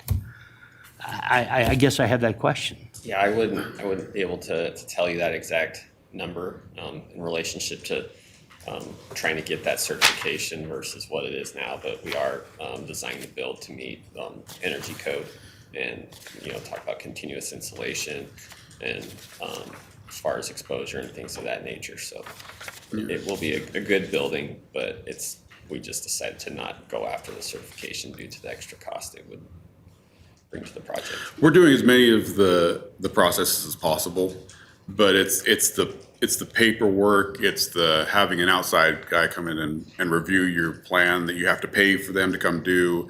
It's making sure that there's a lot of different regulations that you have to meet that are of no advantage to us in the building to meet those leads. So it's not like we're not building the building to those standards. We're just not doing the fluff around it that requires that's going to get you the plaque on the wall. As far as power rates, we're at 20% here shortly. At the end of the year, probably another 10%. So I'm increasing my budget, my electrical budget by 30% for this next budget year, because it's just going to be insane. Have we considered putting like solar panels or anything like that on top of these? Not in this initial thing. We were trying to keep the cost as much. What I would prefer to do is we're going to work on a study as far as power goes. You actually build into a power bank. You got me started, so I know. you're going. I take full responsibility for it. And what you do is you build in what would be basically a power cell. So you have a large number of batteries on the outside of your building, of which you feed power into however you want to, whether it's with our generators, whether it's with solar, with wind, or whatever we decide to power these, which is then supplemented by Idaho Power coming in to keep those batteries. And the batteries always feed whatever building is downstream. So if there is any disruption in power, which we tend to have out there, whatever is downstream never sees it because the batteries maintain that power. That's what we will be moving towards, but we end up getting engineers involved, which is about as good as getting lawyers involved. And we go through, two with one shot. I did that one for you. He did, that was good. And it's an evaluation, but it's going to be cost. It's going to be a high amount of cost, and I'm not sure what the return is going to be on that. It's something we're going to have to investigate. But that's what we're going to be moving forward, not only for this building, but everything else in the plan as well. Well, the advantage of the batteries too is we can charge those batteries at a lower cost during less times when there's less peak. Exactly. And so and then they can be used to level out the overall energy requirement. I think that's a good idea. I like that. So, Exactly. And if you want to add solar to it, you want to add, like I said, the cogeneration into it, or whether we switch to turbine, or whatever we're doing, we can feed into those battery banks around the plant. We don't have to have the power create the amount of power to power everything, but anything that we can take off the top is great for us. All the lighting's LED. Oh, yeah. We've done that throughout the entire plant, LED, motion sensors. Councilmember Megan. What's the overall cost? Overall cost, we're looking between $3.5 and $4.5 million, depending on how things go. And that's with all of the contingencies that they've added in. The actual estimate was less than that, but like I said, we added in a fair amount of contingencies just because of the way construction goes. I'm optimistic because the last project came in a fair amount cheaper than what we were thinking. So maybe we're looking at a little bit better as far as construction goes, but that's where we're at. Like I said, and within the budget this last year, we had that 4.5 built in with the other different projects that aren't going to be done because they're either taken care of in the phase 1 project or they're not going to be done for future. They've been put off. So we do have the funds. We have the funds. Everything's available. What's the time frame for construction? Well, from what I understand is if they're wanting to put it out to bid, if they can get somebody on board to start this summer, probably as soon as possible. Yeah. I know you got other projects starting there, but I would envision on this project not to be over a year for construction schedule. Wow. I would be surprised at that, but did you have something else? Oh, me, no. Okay, anybody else? Are you ready for a motion? So, I guess we can do one of two things. We can go with the motion, or I can just get an opinion from you and because you've got to approve the bid, and I think he's just looking for direction whether or not you're willing to. If we're good to put it out to bid, Put it out we'll to go. bid. And If like I said, you we're guys will have willing to do approve that, this. we'll have to see that when it comes back in. The bid process is going to take you 30 days, 45, what is it going to take you? I don't. Walter, I don't know what you had set up in this. Sorry. So this is funny. You look back at the engineers for a legal question. I would say 2 months from now. So about 60 days, we would see a bid. I do have. You came up here all the way from the back. You got thumb in the binder. Yeah, so- I think you have something to say. Yeah, Skylar Allen, I'm the, excuse me, the utilities engineer for City of Pocatello. I was just gonna answer back to Councilman Cheatham's question about staffing. In the facility planning study, which was completed in 2021, there was a staffing analysis conducted, which showed that our current staffing need right now is 22 personnel. Right now, I believe we're still at 20. And projecting that forward to 2030 showed those same numbers of 22 personnel total needed What's going to be in on staff. 2050? Well, it's difficult to project that far. It becomes really complicated when we start talking about which processes are going to need to upgrade as growth happens or not. And so certainly you would see some growth in that, but that general trend will, like Levi said, we're probably looking at, in 20 years, we might need 2 more on top of that. Maybe 50 years out, you might be looking at 8 or 10, but it's hugely variable depending on how things grow and how the technology shifts, which technologies we choose to adopt at the plant, and how much automation we're able to incorporate into that successfully. When we pick pieces of equipment, we do a matrix. We don't just say, hey, we're going to pick the cheapest piece of equipment we can find. And one of the main things we do is how many man hours does it take to run this? And that is a big thing. And how automated can this piece of equipment be? Because, I could spend $100,000 on a pump that takes 0 man hours to run, or I could spend $50,000 on a pump that takes 100 man hours to run. That man hour is where all my cost is.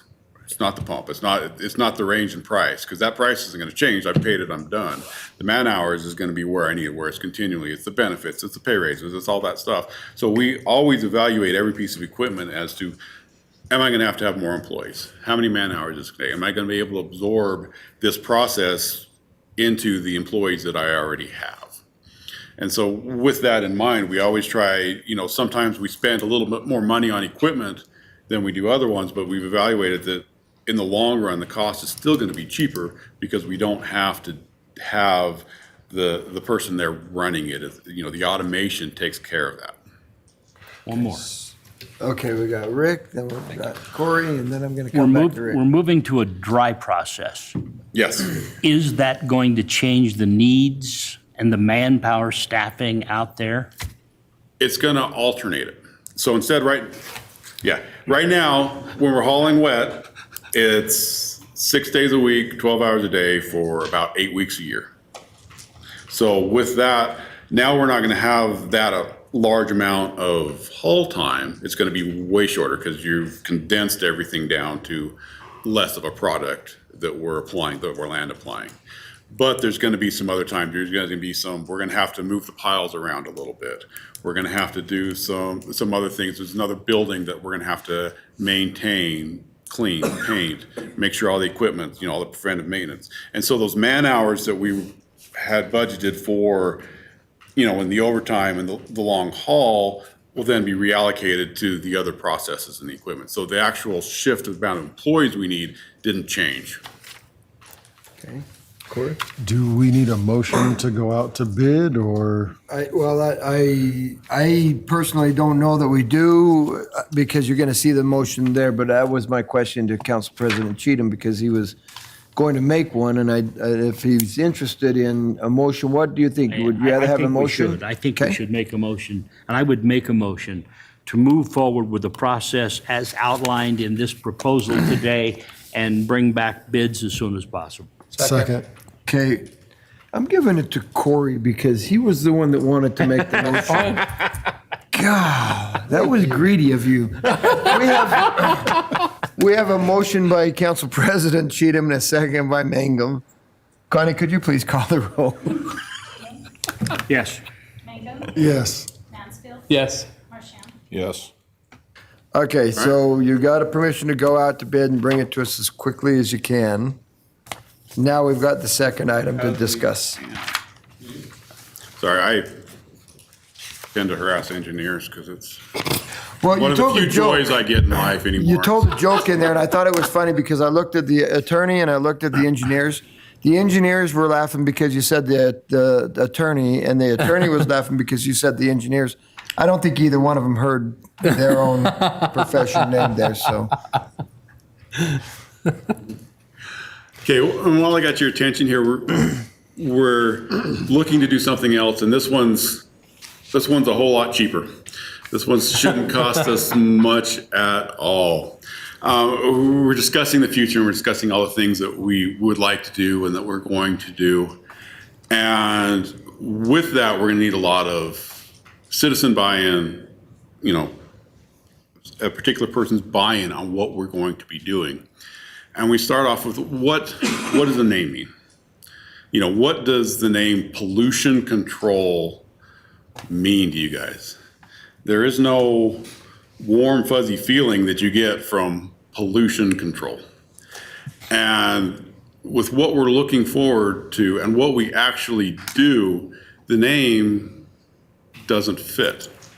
It doesn't fit the processes that we do. And so we look, what do we actually do? We return safe, clean water to the environment. We generate clean power by capturing the methane and burning in generators that we return back to the grid. And we create and capture a biosolid which is used for soil amendment and fertilizer. We are capturing all of these resources out of what is delivered to us out of the treatment plant. So we are looking to renew that water that is given to us. You know, it's no longer pumped out. So we are renewing that and taking out the resources that are in that water. So we would like to have that name, have something that puts in a positive light. What are we doing? We are a renewable water resource. We are given something and giving back something positive. And when you look at that, you know, we've all seen the recycle symbol, you know, it's on, but it's more than what that blue can is.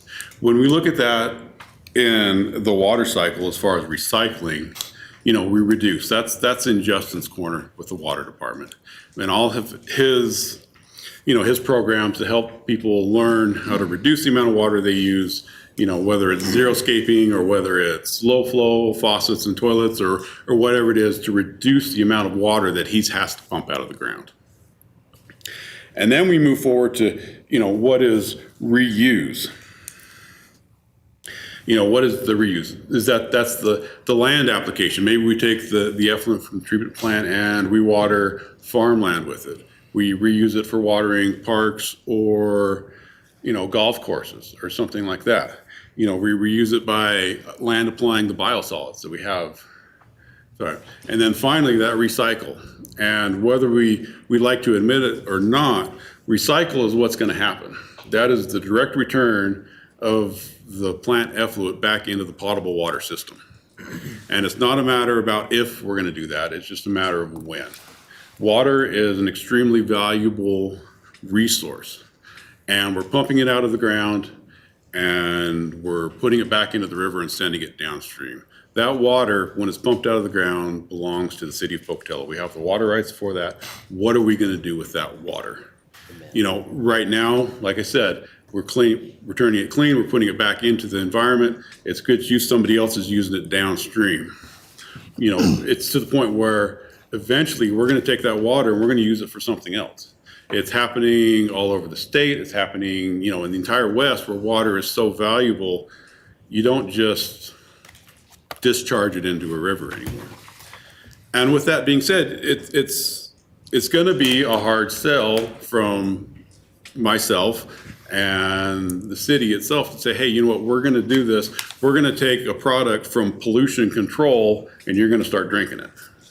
It doesn't work. And it's a small step, and sometimes it seems silly from people that, you know, it's a name. What does a name really mean? But any little step, any little help that can help sell what we're going to be doing for the future is what we need to take. Because the future is not controlling pollution. The future is taking this renewable resource and using it for the benefit of the city of Pocatello. And so, you know, with that, we have the name, again, Renewable Water Resources is what we would like to change from water pollution control. And with that, you know, we'd like to input from you guys to see what are your thoughts and takes on this. I agree we need a change. That name doesn't roll off my tongue. Yeah, I'm not liking it. I don't think that's quite it yet, Levy, but I 100% agree that, I mean, I can never remember to say WPC. I mean, hell, I called it sanitation just 20 minutes ago.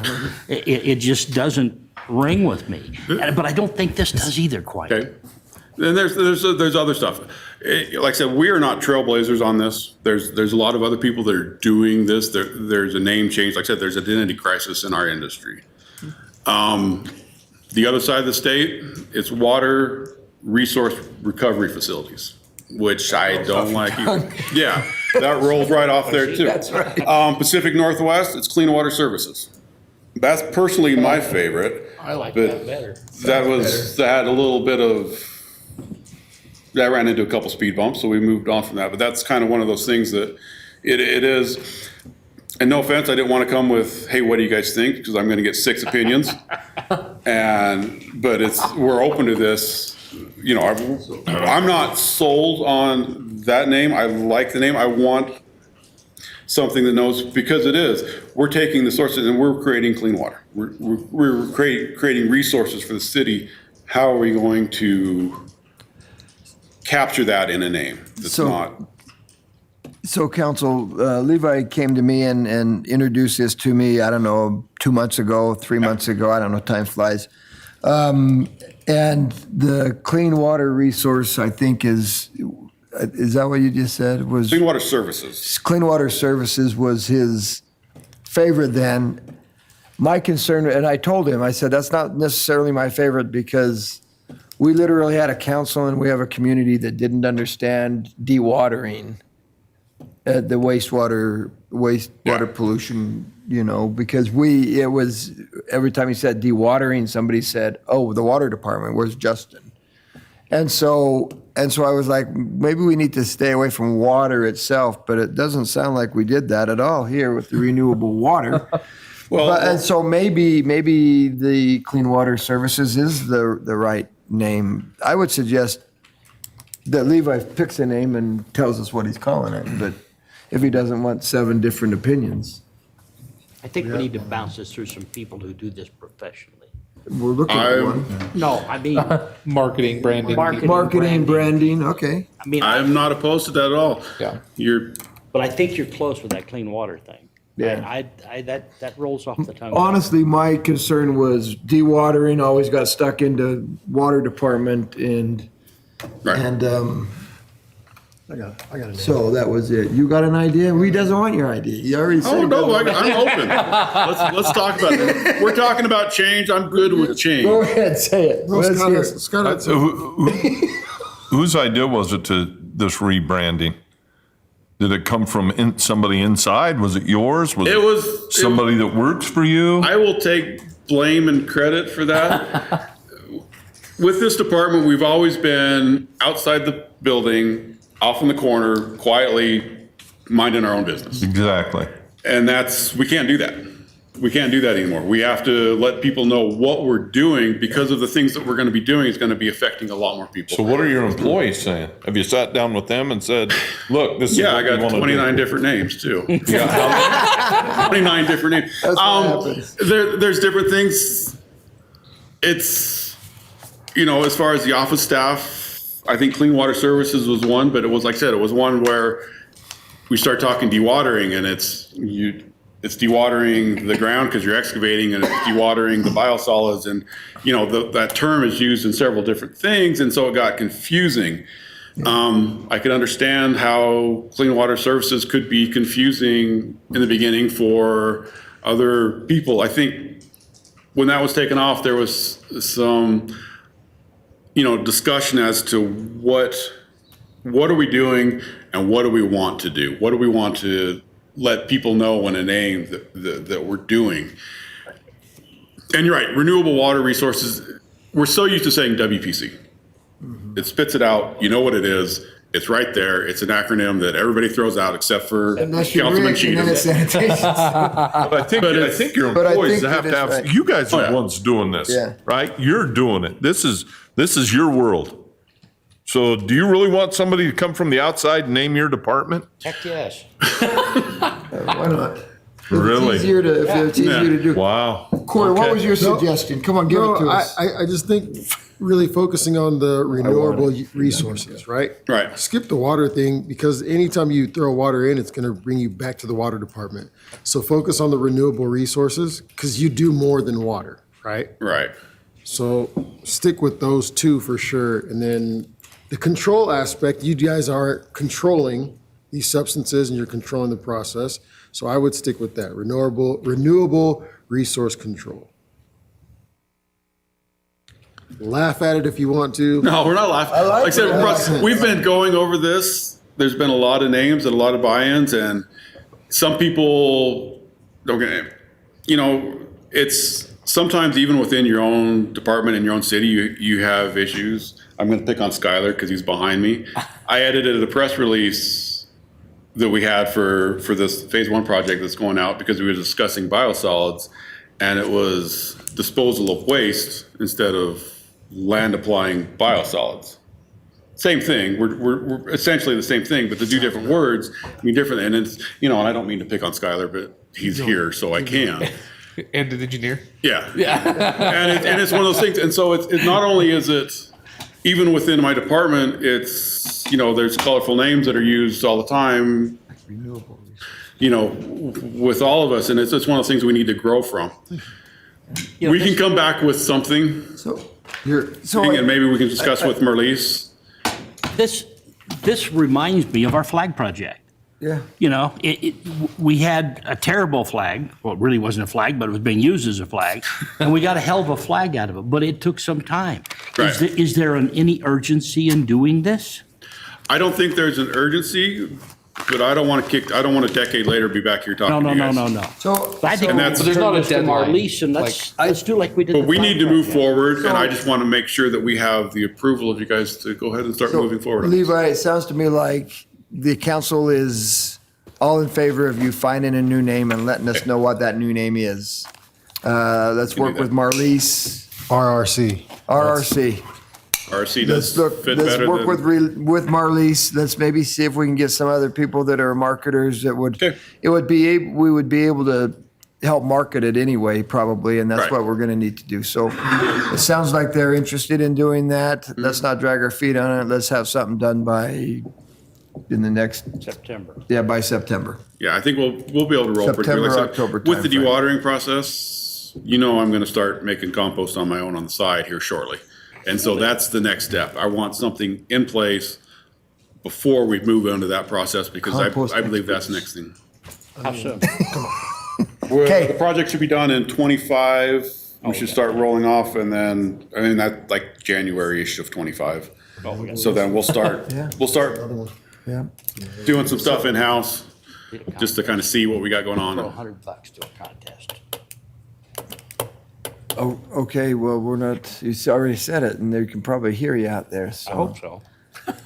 Let's, I heard it, and I don't want to necessarily repeat it because we may be yeah, stuck I'm with worried something. to repeat it too. But that being said, it sounds like you have the authority to do so. Okay. Let's move forward, or at least the approval to move forward. Bring us some names. Let's put something together. Okay. I can definitely let the council know what you're doing. If we need to do an ad hoc committee, I can appoint an ad hoc committee to doing that. Okay. But yeah, let's work with Marlise and Right. and move forward with it. We agree. Okay, thank you. And as to your point, we're not going to let them name us. We'll come up. We'll strongly encourage the right direction, steering in the right direction. Perfect. Like Right. it. Super. Right. Thank you very Thank you very much. Yeah, thank you. All right, council, well, I can't even ask that, so never mind. Thank you. I was going to get in trouble by our attorney. Thank you very much, council, for your work today and for being here. With that, we are adjourned.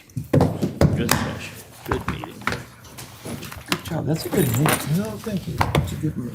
Great project, Levi. Call it the. Yes. Call it the sewage center. Irrigation services. There you go. I'm sitting there thinking like, That'll make you real confident when you take a drink of water. Been through this branding thing Yeah. twice. Uh-huh.